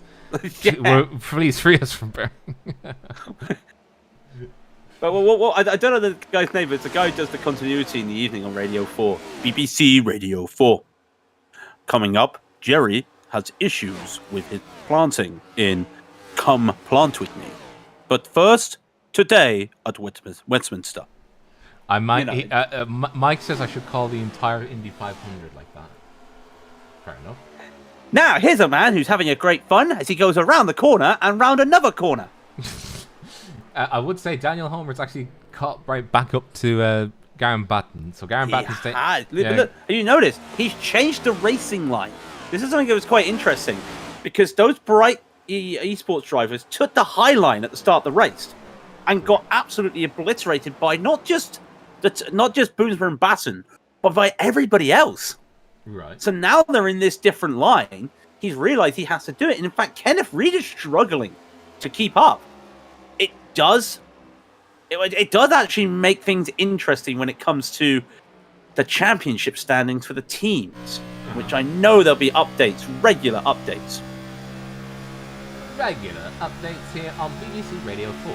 As we get past, that is Conwood 3 getting past. On the inside line, Daniel Homer making the pass, unsuccessfully making the pass. Oh dear, he's gone up into second. Well done. I mean, Radio 4 has a very deep and slow tone. I love how So we've just gone we under the BBC now, of all things. Well, this is the BBC World Service, and Garen Button is being overtaken by Daniel Homer. And Daniel Homer now putting a fork in the championship standings. Coming up later, that's the BBC accent. And there is the championship standings, and it is actually under 70 points now for NRG. Well, no, they're clear. Alexander Olsen has retired. We have a retiree. Oh, well, I mean, yeah, I think he would have probably come back out and said, my steering wheel's blown. Bono, my steering wheel! Bono, my steering wheel. Toto, we went motor racing. I'm sorry? We went motor racing, Toto. No, Michael, no, this is not right. Yeah. No, Michael, no. This is so not right. Tell you what, this is actually trying to be really good. That caution has really bunched things up because because the top four, the top four, barely just a second between them, and Raiders back in it now, and Club Baval is back up into fifth, so he's actually, he's back where he is back where he started. And Edward Shelley getting hampered by lap cars behind him. But he's just doing his best for the team. Stays in that P6, and that could win them the team championship. But as it stands at the moment, that man at the front of the field would be your champion. That is Brian Boomsma. 13 races this season so far. 13 races so far. 6 wins, 9 top 5s. If Blomqvist can get back onto the lead lap, it could change everything.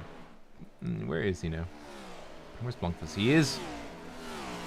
I mean, he is trying, but he'll have to get another lucky dog for that to happen. Another caution will have to get it.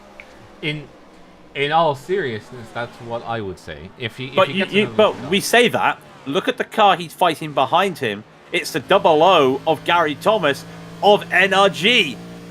So we talk about how it could have championship implications if Blomqvist gets the lap back. He's currently fighting that lucky dog spot with Gary Thomas. Mm-hmm.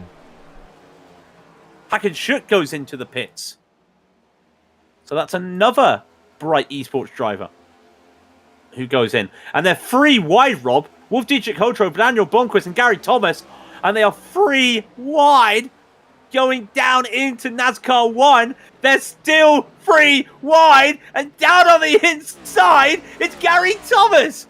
What a move. What a move. Gary Thomas now back on. He's in 8th position. And he is still trying to charge down the lead car.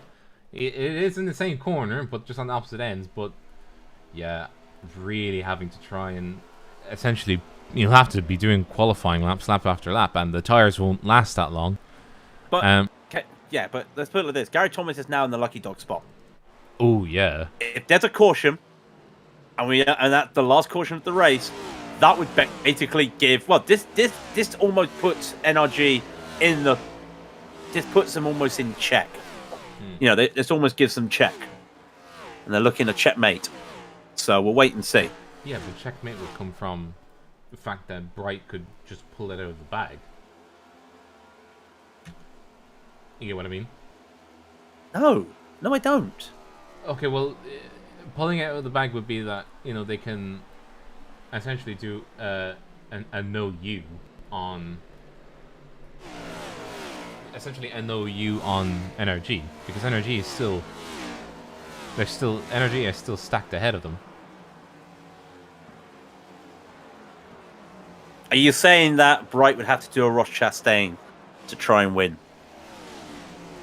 Oh, ride the wall.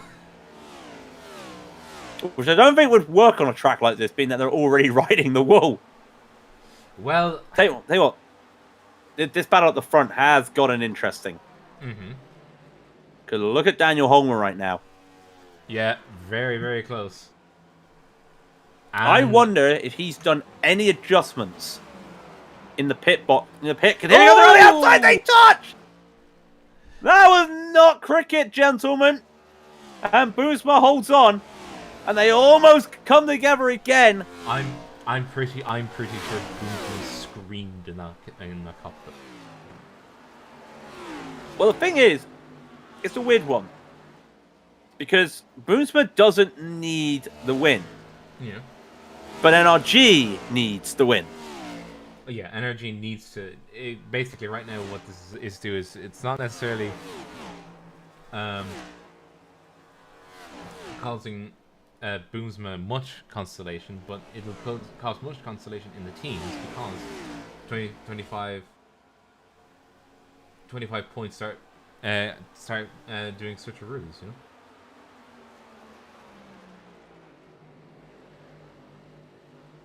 So I'm just glued now because the top four are less than a second between each other. And we're lap 158 of 267. We have 1 hour left of this race. Yeah, it went quick. And trust me, it's going to be tight. I think. Did you want to say anything? I know, I was saying, I think. No, I was trying. I thought of something, and then the sentence went poof out of my head. Oh, I said it's going to be tight, and that shows how tight it is because with Homer taking the lead, NRG only have less than 10 points. Oh. They have it's 7 points between them. Yeah.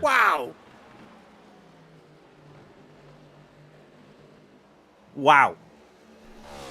You know, for having a caution, we haven't lost that much pace to GSRC, the pro race, because they've got because they have 100. They might have had a caution. I'm not sure because they're 103 laps to go. We've got 107 laps to go. Yeah, they didn't have a caution. They did? That's for sure. They didn't, sorry. No way they had a caution if it was like that. Yeah, but why is the gap now only 4 laps? It should have been much more than that, I would have thought. I don't know. Maybe we're just that much better. Hey, damn. Got him! Got him! But mind you, the pace with these freshies have really changed. And like I said, Homer is a changed man all of a sudden. Did he make an adjustment when he was in the pits? Put more tape on? No, you can't put tape on these next-gen cars. Can you not? Oh. No, it would be a spring. What do you mean a spring? You can change the suspension.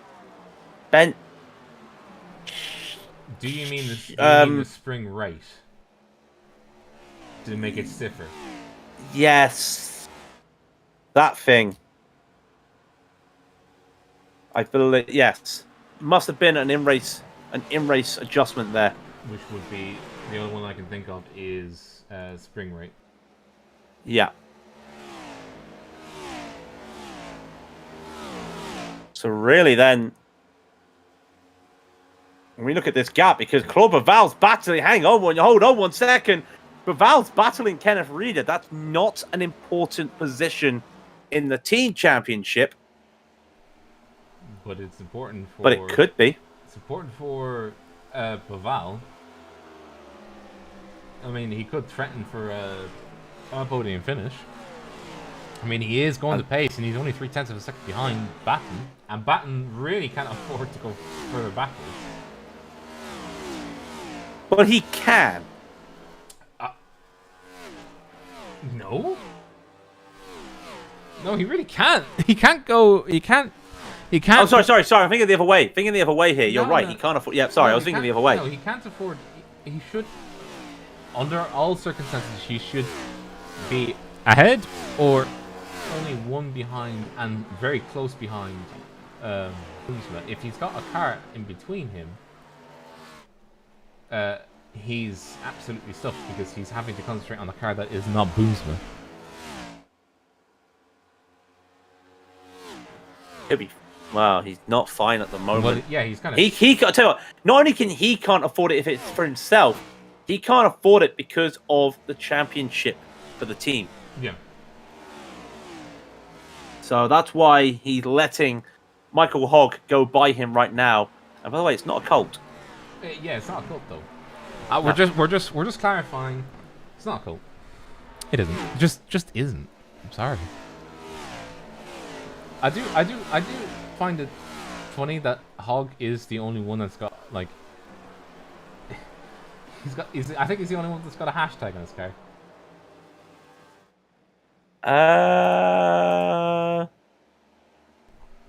Yeah. Remember what's his face?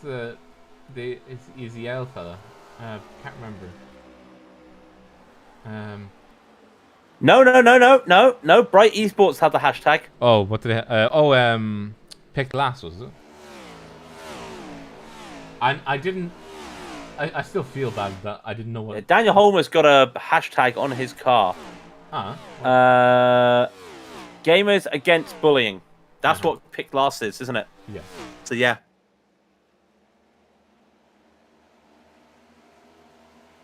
So yeah, he does have a hashtag on him. That gap is starting to shrink again, though. With Homer only 4/10 ahead of Boomsma. Let's hop on with Homer, actually, and see. His camera is the one I would want to see. And time like this. Now, thanks to our men at British Pathé, we've managed to get this special camera put on the side of Daniel Homer's car. If Baval passes Batten, Bright takes the lead. Yeah, that's how serious that is. Yeah, that was our theory. We really should. Do you know what the funniest thing is? That reminded me of when they stuck the camera in the E-Type Jaguar. That was. Oh, what around Le Mans? Yeah. And they put the microphone like they rigged up a microphone to his helmet. No, they had a piece of wood, right, and it was attached to a metal bar that looped around, and he just strapped it around his neck. Yeah. It's like one of those, you know, the call center girls back in the day when they would like the ones that would actually route your call. It was one. It looked like one of those that just been fucking stolen out of a house. By the way, look at it to the inside. He got this? Yes. Just about. Yes. Yes. No. Maybe, I don't know. Can you repeat the question? Boomsma to the inside once again. You're not the boss of me now. And while we've got music, look at close they go. Still side by side. Still side by side. And they hold. Center holds it. Holds it. Holds it. Still side by side. Goodness. That's close. That's close. Yeah, it's close now, isn't it? Oh, just like you know, the outside just gets a little bit more pace coming out of the corner, but you go into the inside. It's the inside that belongs. Ooh, having to check up there. There you see, yeah. And again. Oh, the hose pipe's in the way. Boss, there we go. Boss, the rig's in the way. The frame's in the way. Frame's in the way. Oh, he could have it. And he finally, for the first time ever, gets a call of clear.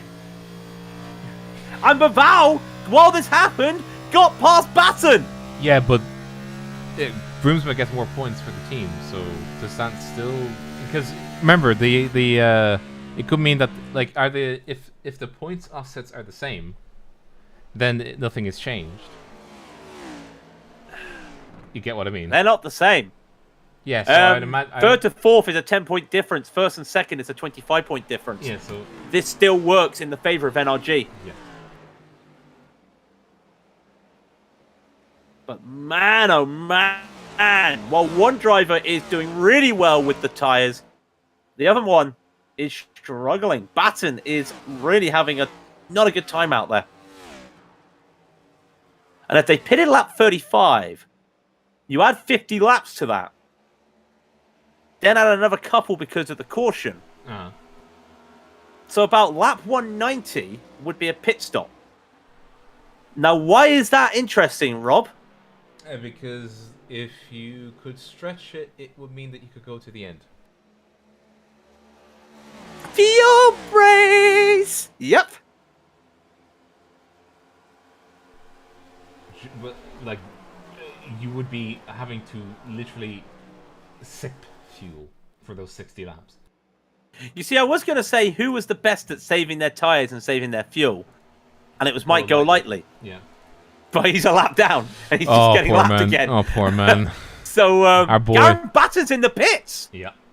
Well, I mean, he's out of sequence with his teammate, so I would say he would probably want to see if he can make up enough time in the pits by just gunning qualifying laps constantly. Or, also, we were just talking about it with the strategy.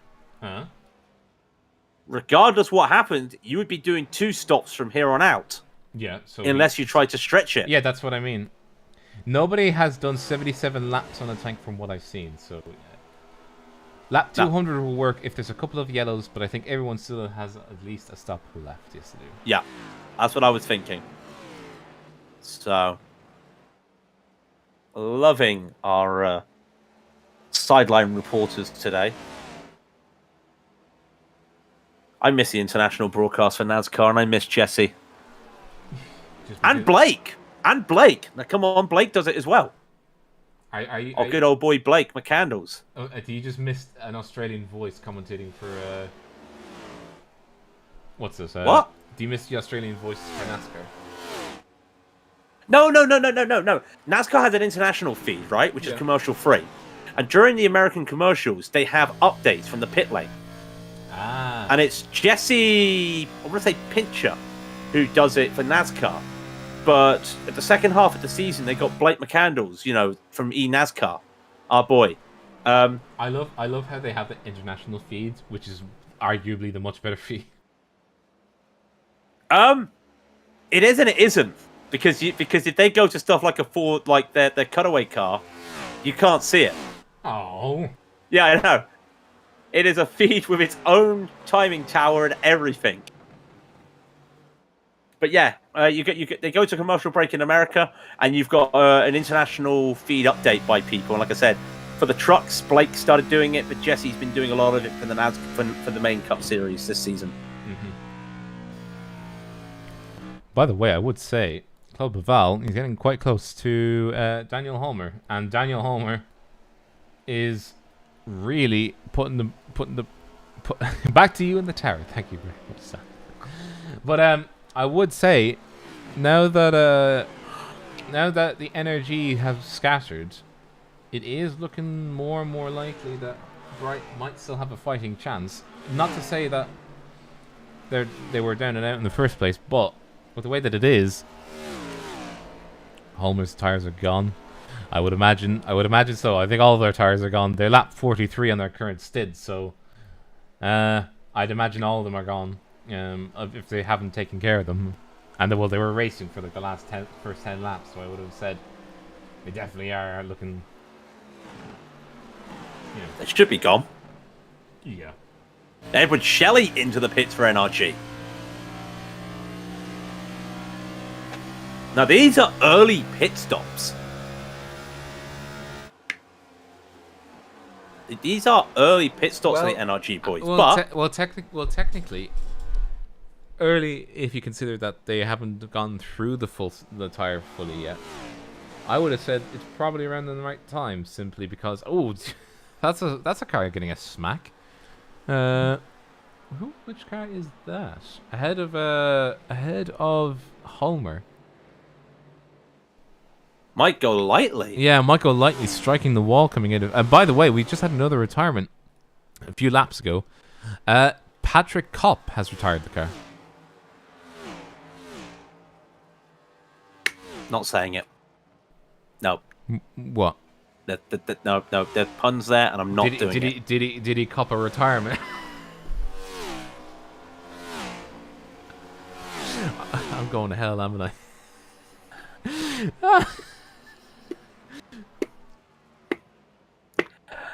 I feel like you're just like almost having to look at your phone for ethics and just being like, how many rosary beads have you gone through? Is all I'm gonna say. None. You might need to go through some. Was that point out of this world? Oh dear me. Daniel Homer though, his tires have gone.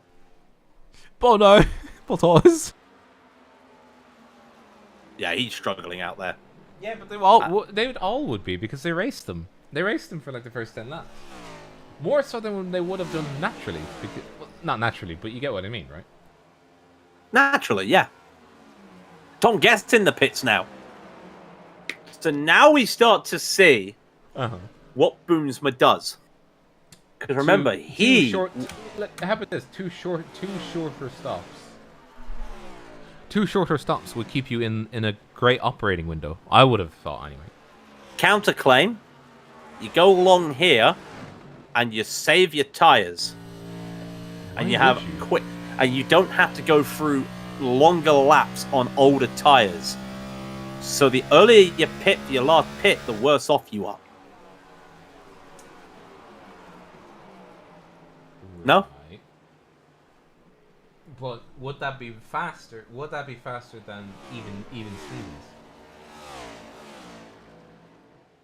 Gonna be brutally honest.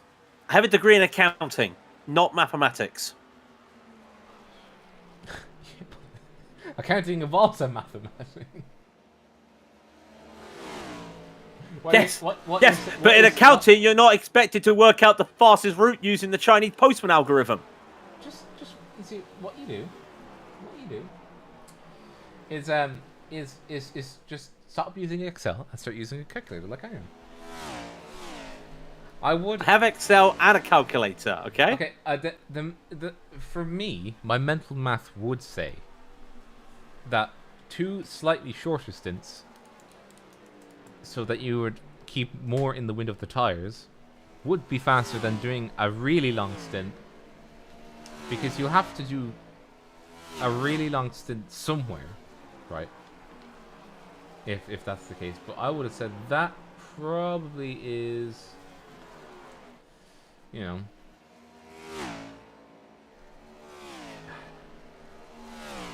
I would just say 2 shorter stints back to back.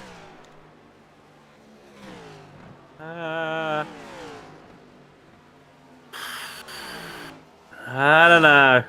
I mean, you got to go short and long.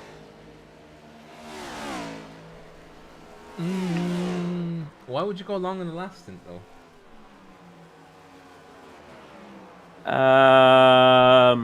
More time. No, would you not go longer on the stint before the last stint? I mean, Homer's coming in. Oh, he's gone fast. He's gone fast. As has Boomsma. Interesting. Now, Boomsma's coming around the time we expected. Yeah. Baval's still out there. As is, I know Baval's only the last one out there that hasn't pitted yet for this round. And here's Garen Batten. And he's gone Zoom. Remember, Batten pitted early, so he's probably but what? How early? He was 13 laps early. Yes, but Rob. Yeah. What about it? He's gonna be half a lap ahead of Boomsma. Yeah, but remember, he'll have to pit twice. At the very They all least. have to pit twice.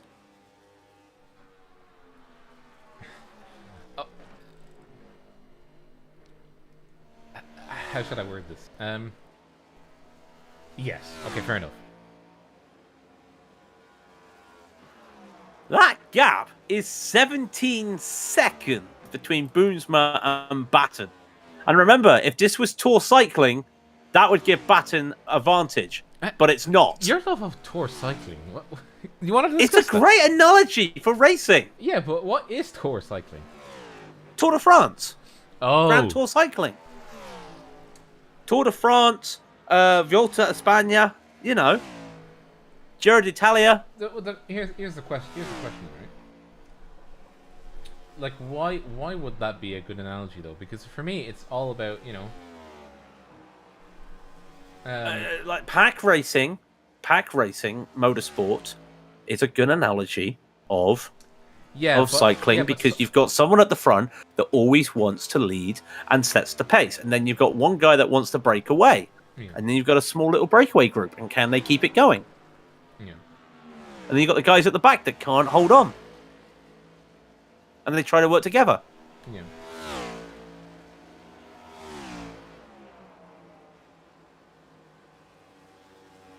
Anyway, this Boomsma, by the way, every time Boomsma's taken new tyres, he goes faster and faster, and he set another fastest lap with a 33.252. That's fast. She's quick. Quick. It's quick. Well, I mean, Boomsma has to be fast because he has to be up. Essentially, Boomsma basically, as long as he's in the top 5, it doesn't matter what happens. He's fine. And I think that's all he really cares about right now. As long as he gets and keeps top 5, or he would hold podium position. As long as he does that, he's fine. At least I think so. Yeah, he is fine. Just be interesting to see how he can catch up to Garen. He's catching up to Kenneth, though. Yeah, poor Reader. I don't think his setup is really... Like, he's fast, but he's not. Like, he's fast, and then at around, 20, 25 laps in, he just drops off. He drops a second immediately, and it's just like, what the fuck? It's like... Could be a case of not a good long run driver. Yeah, but even I said, then, his setup, even his short setup is still half a second slower than Boomsma. Well, it's not really a short setup at that stage. Like I said, it comes down to, I always said that I wasn't good at Homestead because I didn't know how to drive the track when the tyres started wearing. And that could be a thing with Kenneth right here. Does he know how to drive this track when these tyres start wearing out? Because, like you said, it's that 20 lap mark that you just start to see him just start to pull away a little bit. Yeah. And that forced him into those early pit stops. Yeah. But there goes Boomsma. And of course, with Edward Shelley P4, currently this gives NRG the championship. Mike is going to be hurling along with the numbers here, and we'll have a gentleman give us the numbers on the desk very shortly. We really should just do one of these broadcasts next year in just in like one of those classic commentating, like classic TV. Classic TV. Like it's well, we can't do it like it's the 80s in the F1 because we don't have one microphone to pass between the two of us. One of us would have to stand and one of us would have to sit. And because you've got a loose tongue, you'd be James Hunt, so you'd have to stand. Why would I be James Hunt? You got the loose lips. Remember that famous bit between Hunt and Walker when they were doing commentary one day? Oh yeah. Now Deroni, he has said this weekend he is struggling with the car, and he is trying to get going. He says the car is not suited for him, and then Hunt just picks up the microphone, and we know what he says. Oh yeah. No. You don't have to say it. Do you know the funniest thing is, did he ever get punished for that? Because I can't remember if he actually did get punished for saying... No, he didn't get punished for it. NRG 8,206. Yeah. Sorry. This should be like an election thing. NRG 8,206. Right, esports 8,122. I got you one better.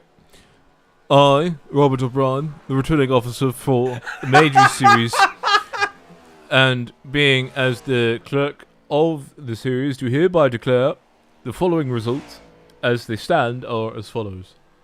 As they stand. NRG Racing Esports, green, 8,206. 8206. Bright Esports Racing, black and yellow, 8,122. 8122. As the result stands, the winner at the end of the race will be declared as NRG and as the winners of the Majors Constabulary. Hey! I was going to do it more like the football polls. The football polls, NRG, 8,206. Bright Esports, 8,122. Oh, yeah, just like in, what's it? Acklington Stanley, 2. Oxford United, 1. European Sportsman, NRG, 8206. Bright, 8122. I will say, in all due fairness, with all of us saying about Kenneth Reid and how he's struggling with the tyres, him being in P3 is actually a wrench in the works for Bright. Yeah, because they can't get enough points to combat. Also, remember how he was saying, hey, I wonder how quickly Boomsman can catch up the baton? Yeah, he's already caught up to him. It's Brian! And yeah, he took a second and a half out of him in the last lap. Yeah. Garen Batten, he's either lost his tyres or he's... Oh, Genie Mac, what's going on?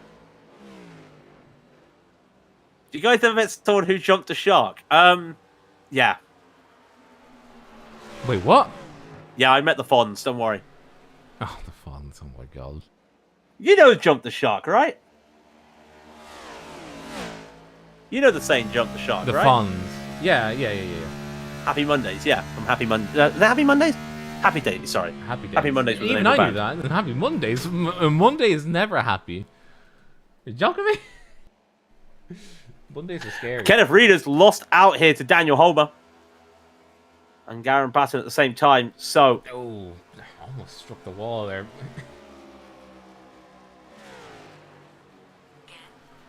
Siri thinks I just said scary, and it's now going to think I've said something else. Let's hear what Siri has to say. Nope. I'm here to help. Get to know Siri at apple.com.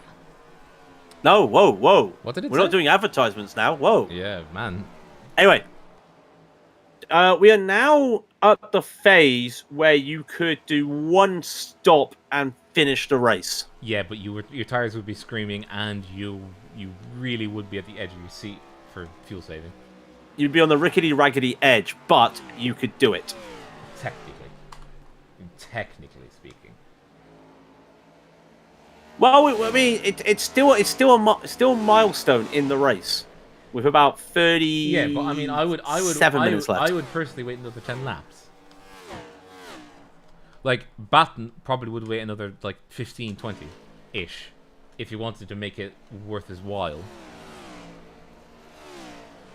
Yeah, but his tires dropped off a cliff edge. Boomsman is still going faster than he is. He's still gaining a gap. But hang on, Daniel Homer is going to make this move around the outside. Yeah, and the fact that Homer is making a move around the outside with only 13 when we're saying it's only 13 laps, it's 13 laps difference in the age. But on a 38 Celsius track that hasn't gotten colder. Yeah, still a lot of tire wear, seemingly due to temperature as well. I mean, given the fact that it's almost 40 degrees Celsius, that would be a hot day on the track. It would. Like I said, I have seen hotter tracks in the oval. But Batten's in danger here of losing. I've technically seen hotter tracks, but they weren't just temperature hot. They were just that's hot. Oh, that's hot. As in, But anyway, crucial thing here, Batten is going to be in danger of losing P3 here. Again, that would affect NRG. Also, Claude Baval getting past Tom Guest. As we were saying about that, that's also big because that's a Dodge Bear car getting past an NRG car. Even Kenneth Reeder's getting his bit between his teeth now. He's actually, he's just past him. Yeah. Something's gone wrong for Batten. That last pit stop did not work for him. Did he do something to the car that? Because he wasn't this slow this time around. Previously, I think something's happened. Something's happened to his car. Either that or he's buggered the setup, which could be possible. But yeah, I mean, he wasn't this slow. Like, go back. He's getting overtaken by Mike. Yeah. Who's on basically the same same tires. Go back 50 laps. Go back to lap 1. Well, no, actually, it'd be go back to before the caution, which was 135. So before that, he was just cruising. Because he would have been on the same age of tires as he is now. What lap? I think because he's now doing in the 36s. I think, actually, to be fair though, he's only done 30 laps on these tires. Yeah, and he's in the 36s now. Yeah, he's either burned them, but I mean, even then, I would have because like he's not even hitting the apex. He's up a bit from the road. He is. And this does still give NRG the championship. Yeah, but mainly due to the fact, with no offense to the NRG boys, Daniel Holber's the only NRG car. You mean Bright Esports car? Bright Esports car. They're gonna send you an email. Yeah, apologies. Yeah, he's the only one on the lead lap. Yeah. Wait, if you're lapped, you don't get points. Well, no, I'm talking about trying to make positions up on the NRG guys. Oh, well, yeah, true. I mean, yeah, it's going to be a bit difficult if you pass somebody. Be like, yes, I passed him. I've only got one more lap to do. Oh, what a save from Tom Guest. Hello, Tom. I was asking the question, Mike, if they're lapped, do they not get points? They do. Okay, so they do get points. Can we get a replay of that from Tom Guest in the cockpit? Yes, sir. That was one hell of a save. Yeah. Let me have a look. Let's have a look.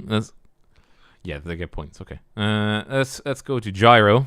This is him with the steering wheel at half speed. Yeah. I think he just clipped the apron, and that's keeping it away from the wall. Yeah, let's have a listen. Let me have a listen. So he's keeping it in. No, he didn't hit the apron. The back stepped out. The apron is actually what saved him, because it reset the car.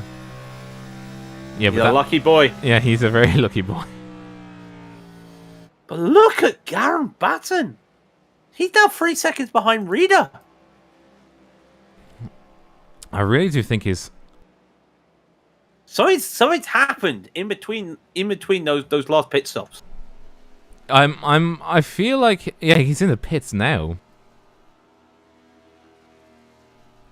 I don't know. So he's gonna have to go 55 laps on those tires. Yeah. Unless of the caution.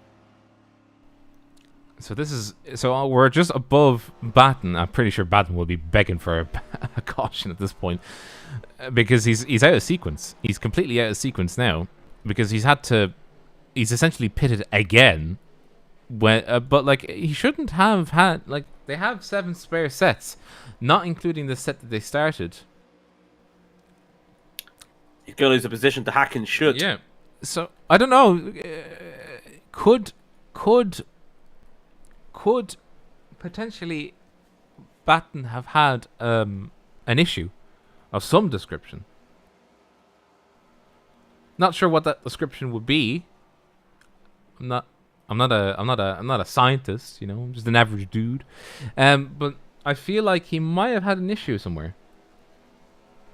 Either that, or he's tried doing what Kenneth tried earlier. Yeah, Kenneth tried and did a setup change. But it's just, I don't know. Hack and Shook goes into the pits now. So that still keeps the NRG victory up there. Yeah. Garen Batten, he does have somebody behind him. It's Jonas Skoglund, but they're on different laps. Now, it'd be interesting to see Batten's lap times here. He'll get past a couple of these drivers because he's on fresher tyres. But is he going to kill his tyres doing this run? Officially, he is a lap down. Yeah, and he would be in a very bad. He would only be in an okay position if if a caution came out and a lucky dog happened. But being a lap down at this stage of the race is not good because he's lost time. Yeah, that is a good point there from Mike. Homer should undercut soon. If he wants to, he's got to think about it. But then if he pits... Yeah, Homer should undercut when it starts creeping to a 35.5 lap time. Oh, you're thinking 35.5? Mm-hmm. Like what I'm thinking is that a 35.5 would happen in the next 5 to 10 laps, and then what will happen? 5 laps, yeah. Yeah, 5 to 10 laps, and then he could just cut in and get a good because if he gets 45 laps out of it, he's doing well, and he'll have enough fuel for it. At least I would think. Oh yeah, you got enough fuel to go to the end now, regardless. Mike says he should come in now, which I would say probably, but yeah, that's what I was just saying. Yeah, he's thinking about it. Well, I'm yeah, not sure. He's losing the back end. He was 3/10 of a second slower than Boomsma was. Boomsma had to deal with traffic. But again, correction. Let me see now as they come across the line. 10th. No, like half a tenth. But still, the fact that Boomsma was dealing with traffic and he still was faster.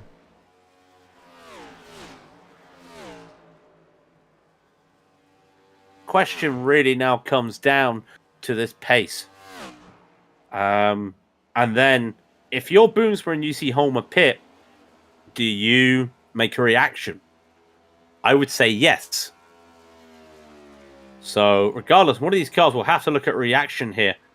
Sam is right. The undercut, 2 seconds a lap faster on fresh tires. Exactly. And then that's, of course, if you are on old tires, you're 2 seconds slower. Which you look at Garen Batten here, he's not making the moves. In fact, look, he's forced to go around the outside of some of these cars and then dart to the inside to go around other ones. So it's not working for Batten at the moment. And he's having to essentially climb back up through the field to unlap himself. But he's he's on the opposite side of the track to where Boomsma is. She's not just a lap down, he's a lap and a half down. Yeah, he's 23 seconds behind Edward Shelley, which puts him about 10 seconds ahead of Edward Shelley on the track because of those things, though. Now, Daniel Homer's just been overtaken from Daniel Blomqvist, who has pitted. Is that a sign that he might want to start considering? He doesn't go in this time. I would say neither does Boomsma. Now. He'll also have to time it well because he doesn't want to get chewed and spat back out into the middle of traffic. I mean, regardless, you're gonna be in traffic here. Regardless. Yeah, but I mean, like, it's better that you get the second that you come out of the pits that you're not immediately stuck behind the car. You want something there to get some speed and then pass the cars as you're going around. That is true. Wolf Dietrich Hoto just getting overtaken from Daniel Blomqvist. So, if I'm Homer, I pit now because of who's in front of me. While the going's good, pit. Because you've got those cars that are in their battles, and he doesn't want to get involved in that. And now he did a 35.496 last lap. Boomsma still doing 35.3s. But again, Boomsma would have to make a reactionary call here. Michael Hogg goes into the pits. So Daniel Homer doesn't need to look at going in for an undercut yet. you need a hand? No, I've got 2 hands, thank you. If everyone was running the tank count, Homer will pass Brian if he pits 3 laps before he needs to, and barely be at a disadvantage later. So the math. Oh, Boomsman is in the pits. Oh, that is very bad. That means Homer's not gonna. Oh, Homer's staying out. Now Homer's gonna have to start doing some lap times here. 35.388 that time by, but that's what Boomsman did. 35.568. Sorry. Ooh, yeah. This one I was saying. He's gonna make the reaction. He should pit now. Kenneth Reader in the pits. Tom Guest staying out. Homer's coming in. Homer's coming in. He's had to go for the reaction. Come on, Homer. Batten goes around him, gets his lap back. He gets his lap back before pit stops. That's crucial for Garen Batten. He's not going to overtake as they're in the pit lane. Yeah, but Booms was already out of the pit, isn't it? No, it was not about Batten. Oh! Well, we're on board with Garen Batten. There's Boomsma. But Boomsma's ahead. And that's third position, yeah. Boomsma's ahead. And that's a second. And Batten has already had 10 laps on these tyres. 12. 12. Yeah, I was just rounding up. Yeah. You mean rounding down. You're the accountant. I haven't done any accounting in 14 years, I'll have you know. I know. Boomsma, get past Homer before Homer's even come out of the pit lane. Yeah, that's very bad. It could also mean that Paval's in the pits. Who's next? Kenneth Reader will gain a few positions, I think. Potentially getting into 4th? Question mark. That will put... Look at Daniel Homer, though. 7 seconds behind. Yeah. He may have a chance to disrupt Garen Batten here at the end of the race, but... Boomsman's tyres are not going to wear out as much as Daniel Homer's. No, and to be honest, he won't have to eke and coast, you know. So, and I'll tell you something that's interesting. Boomsman hasn't done that super hot, fast lap like he did the last times he came out the pits. He's keeping it conservative. Well, yeah. It's always worth it to be, especially when he's in the lead. He has everything to lose if he goes and guns it. Well, having said that, he's still 0.6 of a lap faster than Batten is. So, just looking around, that puts NRG 1 and 2, Bright 3. NRG 6th, and then Wright would be 7th. So we're looking at the you just see the gap. The gap is ever increasing. Like that last lap, Boomsman was quicker by 0.4. Just there, you know. It. I think Boomsman has it as long as he doesn't make a mistake. He has it. Knock on wood. But Homer is faster than Batten is by 0.7, and he's already catching up to him very quickly. Like here in that NASCAR 3, he took 0.3 off him. Yeah, but Garen Batten's on these old tires. He's got to go to the end now. He's got to go 38 laps on those tires. Yeah, he essentially on top of the he 19 he's already done. He essentially has to hope. Batten has to hope that Homer runs out of tire headroom before he catches up and passes him. Not going to happen.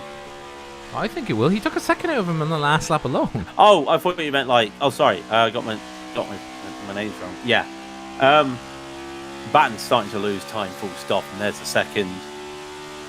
Kenneth Reader's also catching up. Yeah, that's yet another second taken out of Batten there. Batten's really under trouble. Has he cooked it as well for the championship for the team? I don't think he has. No, because as it stands right now, as Mike has put it, NRG has 8201. Bright has 8132. So it means that it would need both cars essentially to fall backwards. So and Homer control needs the to win, pace. or do very well, and the other cars just die. But if a caution comes out, everything changes. Yeah, but I mean... All right, no, I'm going to say it right now. If a caution comes out, there's only 6 cars on the lead lap. You would take tyres. If you were smart, yes. Yeah, and they're all smart. That's why they're the best in the Sportsman. Very true. So... by the way, that's 4 position right ahead of us, by the way. Yep, that is Homer. Getting a nice look. Darren Batten, he's just going to go around the outside. Yeah, and no grip on throttle. Sent it through. That's very bad. No grip there. No, that's very bad though, because it means that what I feel like Darren Batten's setup has just something wrong with it. There's something wrong with his car. Either that, or he's done something to the suspension and it's gone the wrong way. By the way, second place 225, third place 213. So that's a 24-point swing. It does mean the gap goes from, what, 69 to... Hang on, I'm doing the maths in my head. 45,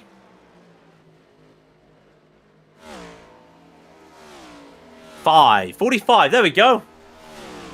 You got it. No, I was wrong. 35. No! You've done it now. By the way, Kenneth Reader has actually caught up to Claude Belval. He's got a bit of a second wind on this one.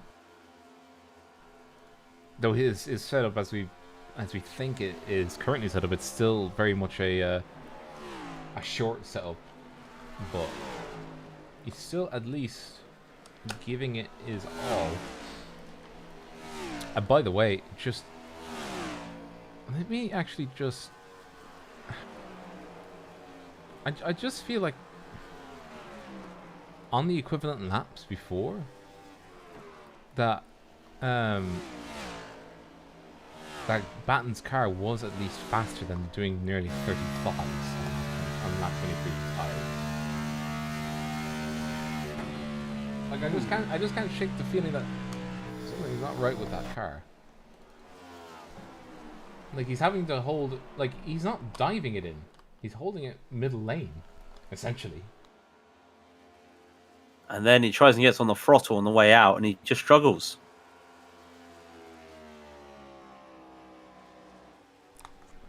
Like, is there something wrong with this car?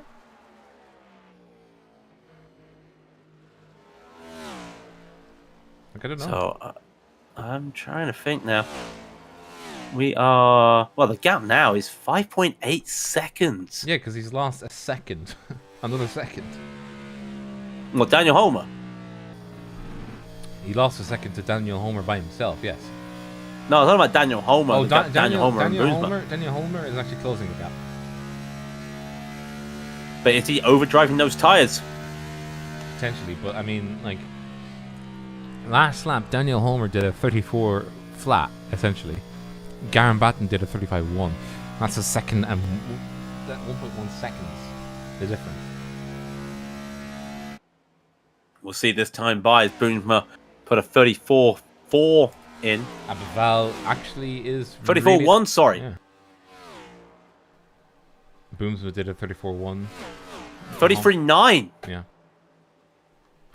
I mean, it's still only 2/10 and the tires will fall off. You know. But Reader is actually coming up behind Club Aval. And they're actually start getting into a scrap. This is for 4th. Yep. Those two have been having their little battle. Making sure they go around traffic. Also, this does bring into play Garen Batten because of how early he pitted. And this could be tough for NRG for the championship. So we'll wait to see permutations. Even if there. Batten slips to 5th, energy is safe, as it currently stands. Okay. I will turn down the drama mode on my commentator's voice. As long as Boomsma wins. Yeah, as long as Boomsma wins. Looking very tight. Hopefully we haven't cursed a man. Let's not curse a man. I mean, we haven't done so before. So we've even, like, literally the cameras switched to someone, and then they. But by the way, the pros are 21 to go, top 3 on the lead lap. So we've bet them in one regard.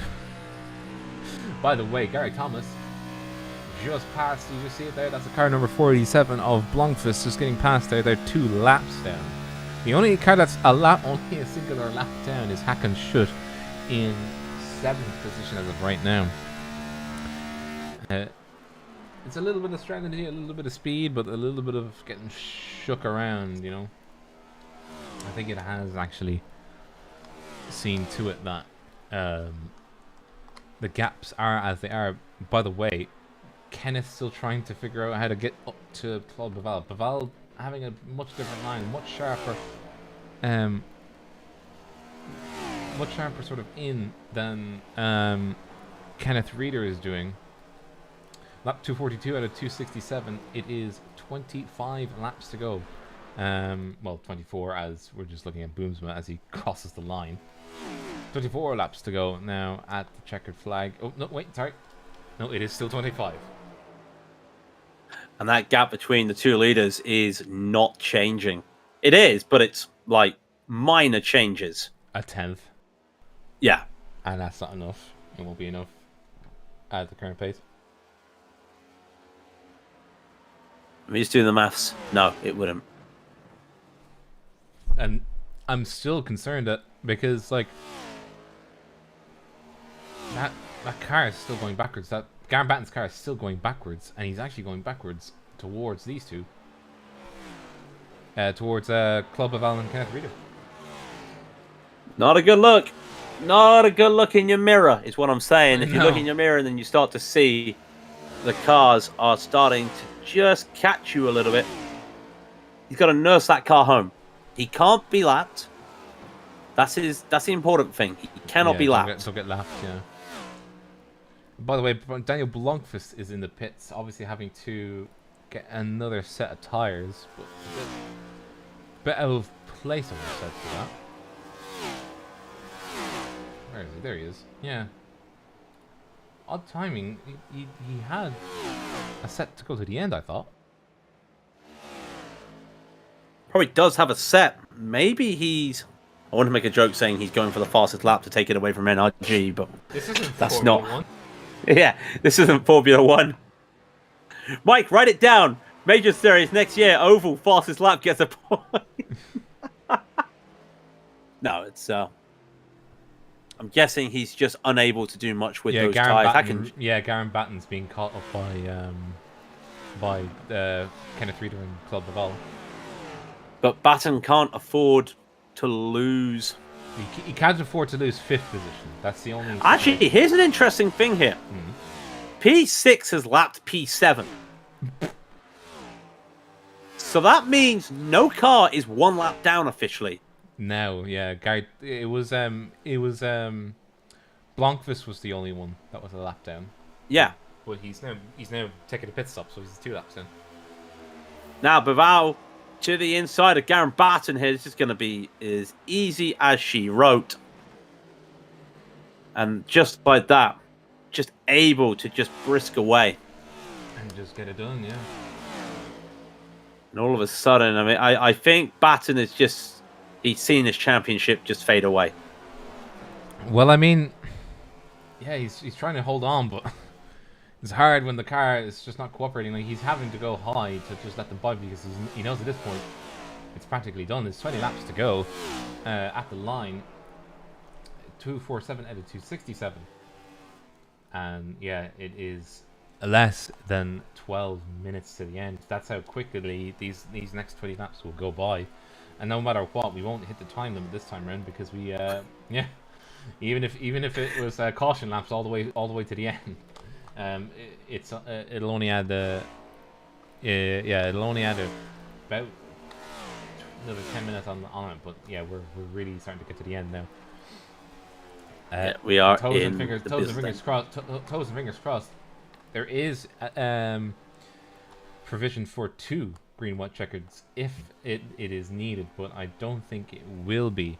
I think it'll be just down to sort of bringing it home at this point for Boomsma and for Energy to bring it home as well. They're good in the current situation. Of course, Homer would want to probably upset that if he can. I mean, he'll try his damnedest, I imagine, but he is already starting to lose a 10th to Boomsma on that last lap. As the points currently stand, it is 8-1-7-1 for Energy. Bright Esports is 8-1-3-2. Bright Esports will not have enough, and yeah, it'll just be down to the skills of the driver to keep it on the tarmac and off the grass and off the wall and out of the pits, essentially. Yeah, I mean, people have been knocked into the pits before, not on purpose. So, yeah, stranger things have happened. I've almost killed Nicky Team. Yep, that was my claim. That's my claim to fame. I almost killed Nicky Team as an LMP1 car. I didn't know. But by the way, on the subject of that, and he streamed it too. I just want to give a shout out to we did lose a member of the iRacing community last week. It was announced this week. We lost Fabian Van Doren, from a former Impulse Racing driver. Was actually an LMP1 driver. He was very, very well known from some of the LMP1 drivers on the sim, and we did lose him. Unfortunately, this week it was announced by Impulse. So, from all of us here, we do send our apologies. Yeah. And more of a personal note, because I actually knew and talked to him many times. He was a very pleasant character to be around, and you know, more than anything else, it was so saddening to hear the news that he did pass away, and chiefly to the fact that we'd known him so well, and for such a piece of news to come grace us, it was, you know, not even grace us. It was more just the news that you never want to hear, that he did pass away, and then we can no longer talk to a person that we would consider a friend, and that, you know, he originally gave us the idea of, and especially myself, he gave myself the idea to even do this in the first place, and it was saddening to hear what had happened, and we just hope his relatives our support as best we can, given the current set of circumstances, and to Impulse and to all the guys that I know, Marius, Marco, and you know, just the best LMP boys ever out there. Timo, Peter, Marius, Linus, Jake, I can't. Erwin, Alexander Spetz, and those are just some of the names that come to my mind. That I've talked with over the and Sai as well, Marcus, of course, we were thankful enough last night to run a little tribute on our cars last night doing EES. It was the only logical thing we could do, especially when we brought out an LMP1 for the race last night as well in the team. So we raced all our cars, raced a nice little message on for him, and I'm glad to say that a couple of other teams did the same. So our thoughts to all his friends and family and everyone affected. And unfortunately, life is short and life is fragile, and it is such a shame. And unfortunately, we do have still a race with 11 to go, and that gap with Daniel Holmer is starting to expand. You start to see that Boomsma is there. But one interesting thing that is starting to show, it's not an important deal in the long plan, but Garen Batten has fallen to 5th and is getting caught by Edward Shelley. That's not a problem, because Edward Shelley is an NRG driver. so they would not be losing or gaining any points in that situation. And of course, remember the gap.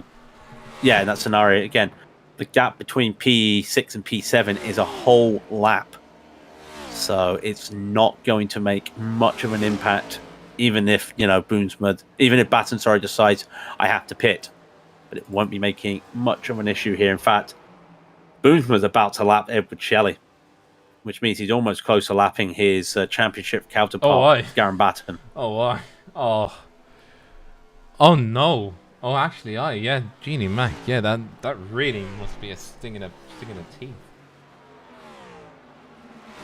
Yeah. The laps start the countdown. As that gap. And the funniest thing was, it was the final countdown was the song that was played by Europe. That was played. I keep forgetting Europe was a band. And I'll tell you why, because I always think the singer was actually the Guns N' Roses did it for some reason, just because of the voices. Then I'm just like, wait, no, hang on, Europe did it. All I'm going to say, what? Surely I would think Bon Jovi would have played it more than Guns N' Roses. Nah, it's definitely a song that, like, it would have had a different setup in terms of instruments, but you know. What I will say is I can't think of any other song from Europe. Exactly. Yeah, I don't know why I get the songs from Europe actually. Gap now 6 seconds. Boomsma will probably see that. Just start putting laps in. He's just enjoying his time here. Second and a half away from Garen Baton. Yeah, he's just having a vibe, isn't it? He's having a ball out there. Having a ball. He is having fun. We do know really that if it stays as it is, we know who the champions are. We know that for the Sportsman Legends, we'll start with the Sportsman Legends. We do know that would give victory to Hakan Schutt. We know for the teams, this would be an NRG victory in the teams. And we also know that this would mean Brian Boomsma would be the champion. Fitting that the man would record his 7th victory on the way to his first title.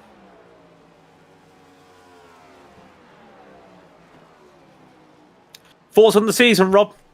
It was a very good season, actually. Favorite moment? I would have said, favorite moment.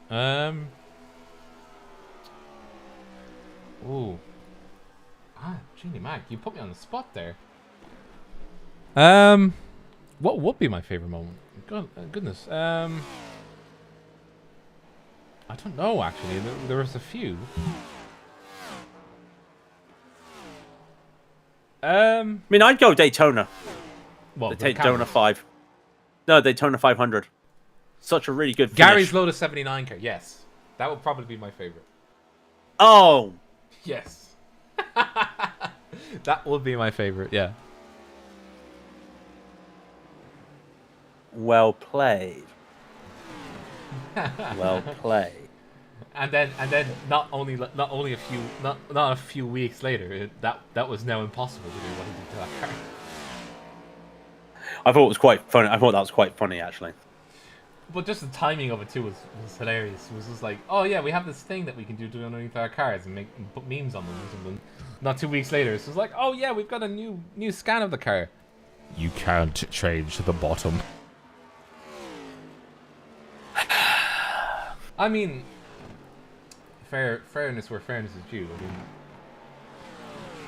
it was a silly thing to be able to change. You know, now not saying that it shouldn't have happened, but you know, putting memes on the other side of the car is a bit of a waste of a real world budgets. You know.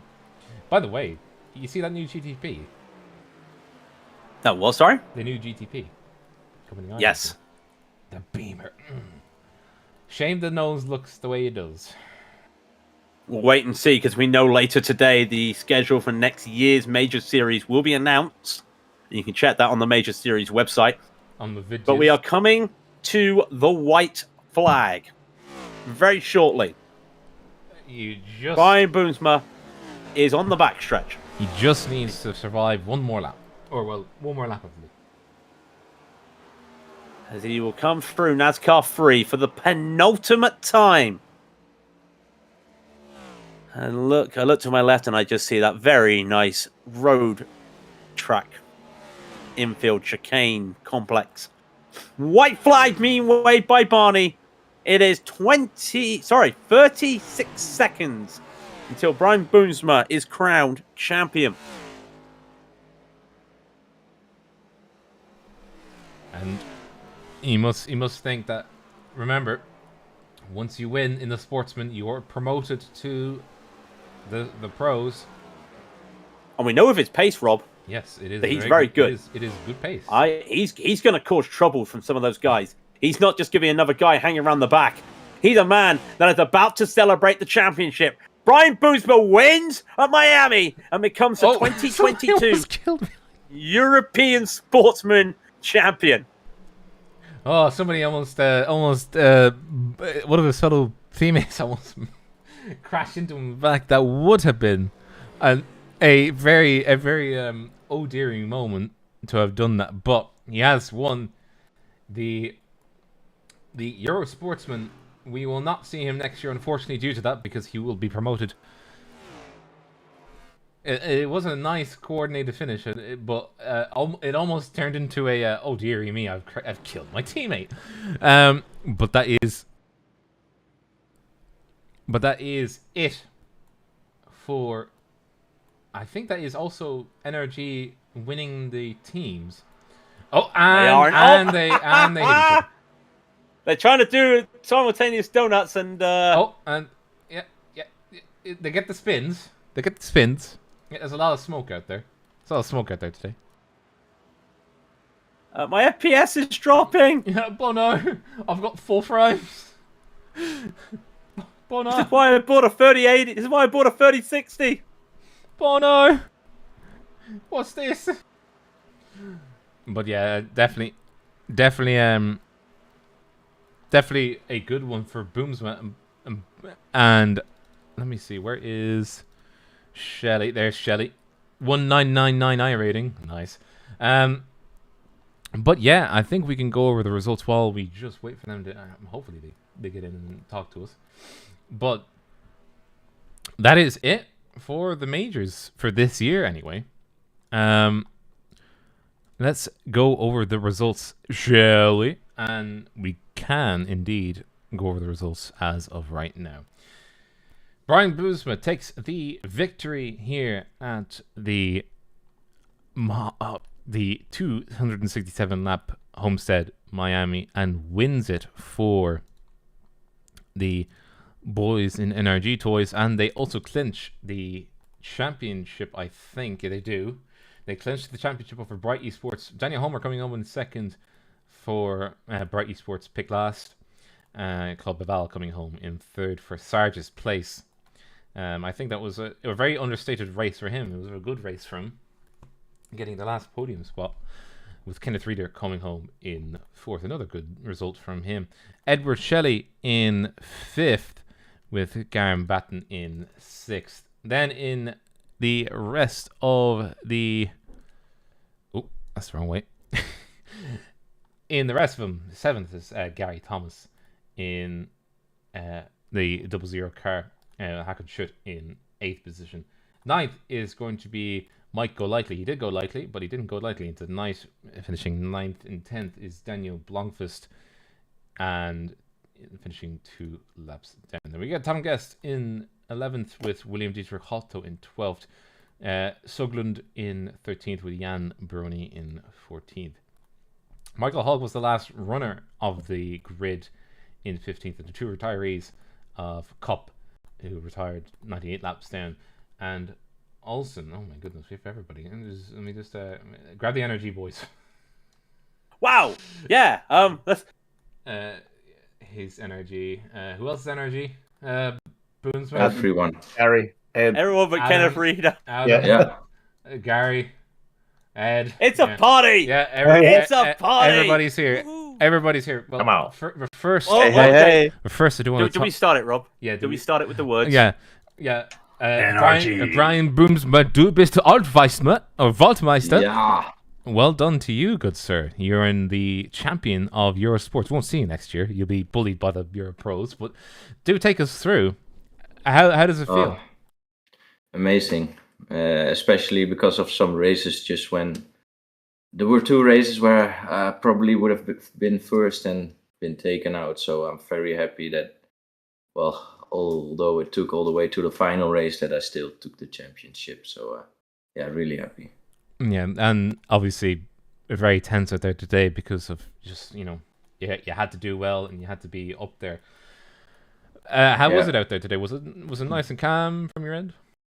It was a tough race with Garen. We had the first few good stints, and then we tried to split the strategy a bit. So that's why Garen lost a bit of time. But yeah, after that I was just controlling the distance with Holmer and tried to get it to the end. Yeah, because we were questioning that. Did Holmer, did he have damage on his car? Because, or not correction, not Holmer, correction. Garen Batten, did he have damage on his car because he was dropping off faster than we were expecting, given the age of the tires? It was just purely the tires. Yeah. Oh, okay. Yeah. Next year for you is going to be the pros. Are you looking forward? Well, if I still have my sim by then. No. But yeah, but we'll see. Oh, keep your sim. At least just get the G29 wheel or whatever the new wheel. Oh yeah, exactly. Just to put one of those on, just be like, yeah, I'll just give it a go. Sick. We'll see. But yeah, for the rest of you guys, we'll go down the list. The next one on my eyes is Shelley. Where do we have Shelley? Hello. I'm actually stepping in for Garen. Because he's gone to space camp. He's not here right now. He's gone to what? He's gone to space camp to pretend to be an astronaut for a week. So he did a race and then he went to space camp. He literally had to. Basically he had to get to space camp. He leapt for the bus. No. So he's literally gone to adult space camp. He's gone to pretend to be a NASA and a space engineer and pretend to fly a shuttle and stupid stuff like that. Proper geek. Well, to be fair, all right. Well, you're standing in for yourself and for him. So 5th and 6th. Obviously, out there was a bit nosy. But obviously came home in the end. But talk us through it on your end. How was it? Yeah, I mean, a lot of it was just trying to understand how these guys can both run faster and be kinder on the tires. And today I wasn't able to do either of those things. If I was fast but burning the tires, that would have given some idea of what I could have changed. But yeah, both Garen and Brian just went off into the distance and did longer stints than me. So it was really just a case for us of figuring out what we needed to do to get the team's championship. And so just sitting tight. You got it in the end. Yeah, you got there in the end. It was just shaving of points as well. It was really really tight in the end. I think was it the guys? Was all of your goals just try and clinch it as best you can, the championship? Yeah. I mean, it's about the team championship, isn't it? Yeah. Minute. But I also found it was the setups the same across the board, or did you guys run your different setups? I think there are a few between us. Definitely Garen has a bit of a different driving style. There's probably 2 different setups between all of us, I think. Yeah. Yeah, because I had noticed when following it, one was more tacky, one was more just passive. And then at the start, everybody drove to the wall to rubber it in, and then 3 laps later, everybody was driving the normal line again, which I found odd. Was it just that everybody went the high line to rubber it in, or just because to follow the leader, sort of esque? Yeah, it's kind of follow my leader. Although it's really like what you do at the start of the stint dictates how you're going to be at the end of the stint. And for me, at least, once it got slidey in the rear, taking the wide line actually helped kind of smooth it out, and you weren't pushing that right rear too much on the exits. But as I said, I'm least qualified to talk about this because I was destroying tires out there. What about the 00 of Mr. Thomas? Mr. Thomas, do we have you?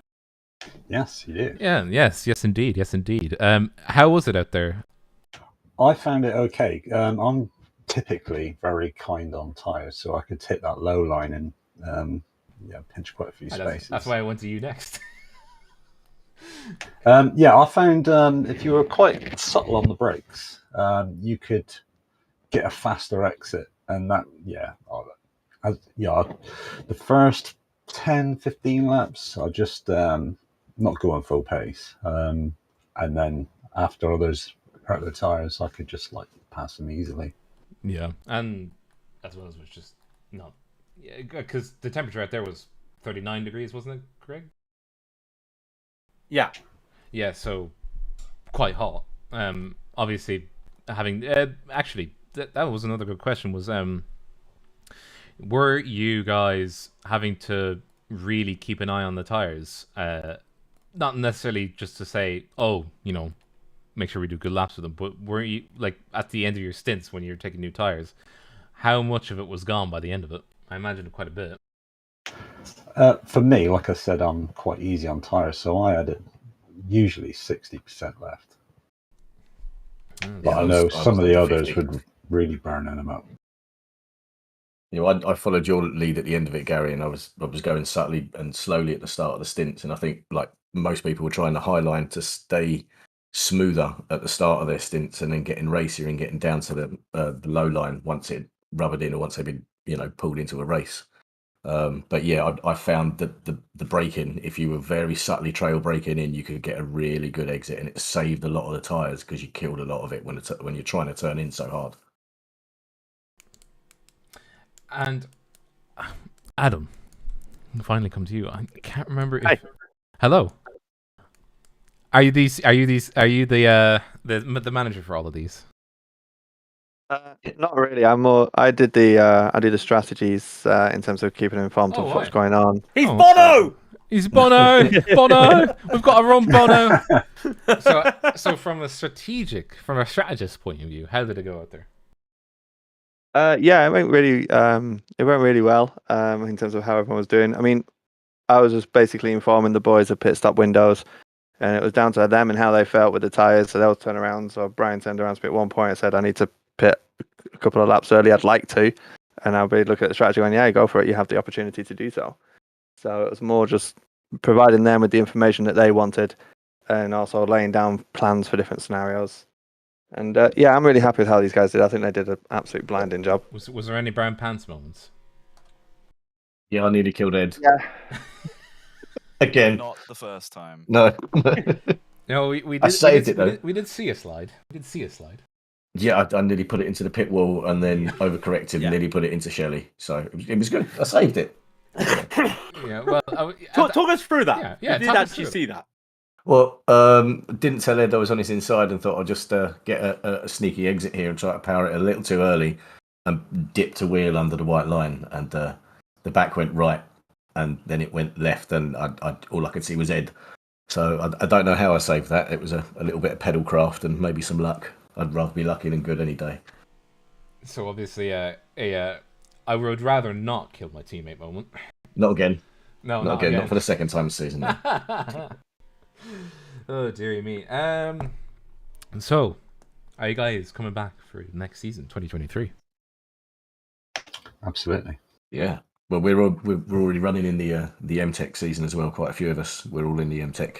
You better come back for the majors. Season Come as on, well. I mean, We do both. Majors. Oh yeah. Majors MTech Major is the Team Endurance Championship side of it. So we. I know that, but I gotta do both. Come on, Well, we did both last year. We do both this year. It's fine. Love, innit? That's what we love. Well, yeah. Exactly. Well, yes. This of course is a yes. We need coins. Is there anything you got from Craig? No, I'm just saying. I was just going to ask the same thing about I was going to say 2013, but no, 2023. I haven't really got anything apart from congratulations, guys. It looked a fantastic drive out there, very well strategic. I would say, have you got any shout outs? But I think your pit crew is going to be coaching you about the shout outs here. So I don't know who's going to do it, but have you got any shout outs? Yes. First and foremost, I would really like to say what a great bunch of guys NRG is. And I also would like to thank Bright Esports because they've been great competition all season long. It's been to and fro in, and yeah, they've been solid all throughout. Yeah, has been good. They put up good competition, and I'd like to give a shout out to Side Turnbull Race Rigs, SDK Gaming, and to Garen, who is the chief calmer and strategist and tyre caller. And yeah, it's a shame he's had to go to Space Camp. Really, he'd love to do this interview. Sorry, every time you say Space Camp, I just want to chuckle. I don't know why. I'm sorry. I was just there like Space Camp. No, actually, he qualified it as a quite a fun and scientific thing. We all laughed at him as well. Are you sure he's not going for just a week of being on the rig in Bathurst and then just chucking it? Like, no. Does he not consider that Space Camp?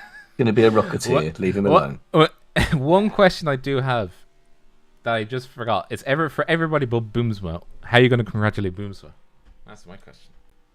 You gotta give him a knuckle sandwich. Well done, bro. Good job, Brian. Yeah, well done, bro. Good job, man. Thanks, boys. I think really Brian should get the last say here. So Brian, before we say goodbye to all the guys from NRG, it's down to you. Yep. Well, thanks to all of you for being so kind all year. No, it was a great time this year. We had a good couple of races, and I'm really looking forward to next year if I'm still driving them. But yeah, shout out to everyone, and I could have won the championship without them. So. And I think from NRG, thanks for joining us in the booth, and we'd love to see you next year. No worries, we will be back. I'm sure we will be back. Cheers. Thanks, guys. Yep, see you next year. Yeah. I think we'll get. Well, Rob, we'll get Reader. Let's get Mr. Reader, because let's be brutally honest, Kenneth's been waiting for quite a while here. We do apologise for keeping you, Kenneth, but a P4, I would say the odd man out because of all the battles between the two top teams, but a very well deserved P4, would you say? Yeah, it was a good battle with them guys all year. They're definitely tough competition, and we just didn't have the car today. We thought we were gonna have. Yeah, talk me through, because we were having this chat in the broadcast, because you went early in the pit stops in the first couple rotations, and it seemed to not work your way. Were you expecting not a caution fest, but were you expecting a few more cautions? Yeah, definitely was expecting a few more cautions. And the reason why I was pitting so early was the car was just way too tight. And with it being so tight, it was just getting so loose off that it was just getting undrivable. I worked on it the whole race, just trying to make some adjustments to be able to hope if we could get a yellow towards the end that we had a good car for short run, but just not long run. I said it. That's what I said on the broadcast. Yeah, you did. You got it right there, because we were thinking. Well, Craig, to be fair to him, was thinking that you had a car set up for a short run, and that you were trying to readjust it to get the car for a long run, but it was doing nothing. What, out of my own curiosity, what setup changes are you able to make? Because I was corrected and said, no, you can't do the sticky tape anymore to make it more aerodynamic. What adjustments can you make to the car when you're in the pits? You can change the spring perch, which I was trying to. It was a little too tight in, and I was trying to get it loose in and a little tighter off. So I was adjusting the spring perch. I was messing with the tire pressures. That's really about all you could do anymore, and it was getting there towards the end, but just ran out of time.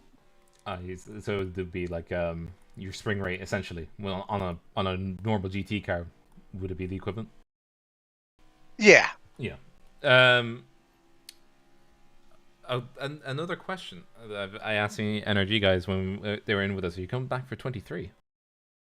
Absolutely. We'll be back for 23. We'll be with Grizzly Motorsports again next year, and hopefully look to add a few more drivers to the Sportsman series to help me out a little bit here. and hopefully, are you going to try and challenge it? Give it a go next year. See if you can try and challenge for the championship. Yeah, we got to get a little better on the road stuff. We struggle on the road, so sure. we got to get better there. Yeah. Well, just go around Le Mans sometimes. You'll be grand. You'll be grand. Craig, do you have anything else? Not really. You've already asked a question about that, but I was just saying, kind of, it's fantastic seeing you yet again. It's always nice seeing you when it comes to an oval race. I hope you guys are able to bolster the team, because it'd be nice to see us into a free team championship for the team, as well as seeing some of your guys going forward. So that's one thing we're looking forward to. If you have got any shout outs before we let you go for the day. Yeah, I want to thank you guys for broadcasting this all year. You guys are great. I normally don't get to watch till I leave out on the road on Monday, and then I watch it, and it's great to watch you guys. You guys do an awesome job. Majors for putting on the series, and all my pro team guys from Grizzly. They've been great this year with setups and everything. So, and again, my wife too for letting me do this. Since I'm only home on weekends, and this takes up a good amount of time. So, just all you need to do is give a good thumbs up. Yeah, I'm done now, honey. I can't even imagine what we've been going on when we had that Charlotte race. Yeah, that Charlotte race was something. Yeah, but we will be seeing you for the Ironman races, surely, as that's another Ironman for you, Kenneth. Absolutely, that was actually the goal this year, was to just complete every race, and just get a little bit better on road. So the winter I was told, is nothing but, I can't do anything but road course races over the winter. So I'm going to be hopefully a little better. Well, here's hoping anyway. Before we do let you go, you have any thanks or shoutouts you'd like to give? He's just done them. Oh, did he? Oops. Look. We'll gloss over my Windows 95-esque hard crash, but yeah. Next year, reader, hopefully we'll be able to see you again, and road courses for the winter. That's what I'm subscribing to. Just road courses. Go do them. But until then, lovely chatting with you, and hope to see you next year. Absolutely. Same to you guys. Thank you very much. Congratulations to Boomsma on his championship, and we look forward to trying again next year. And we look forward to seeing you. Well, I think that is, unfortunately, it is it for us for this year, Craig. That's all she wrote, I'm afraid. All she wrote, but it's never the end, as next year can always come around, and of course the schedule will be released later today. 11 o'clock London time. 11 o'clock GMT. But from myself and Mr. Craig King, we would like to say thank you very much to all of you who've tuned in throughout the year. It's been a pleasure from all of us here at Raidillon TV to broadcast the European Sportsman series, and again, we hope to be back next year with you once again to give you all the entertainment that was ever to be entertained. If you like what you see, click like, subscribe to the channel so you don't miss a moment here on Raidillon TV, and be sure to let us know how you thought the year went. Of course, we'd love to see how you guys thought and how you guys think. And of course, we'd like to give a personal shout out to everybody that raced in the European Sportsman. You guys have done an awesome job this year. I think we were the real gems of the Euro side. Not to take anything away from the European pros, but of course, the European Sportsmen's always punched well above their weight and made sure they could play top dog with the rest of them. But until next year, I have been Robert O'Brien. And I have been Craig King. And this has been Raidillon TV, the only corner you need. Good evening, one and all.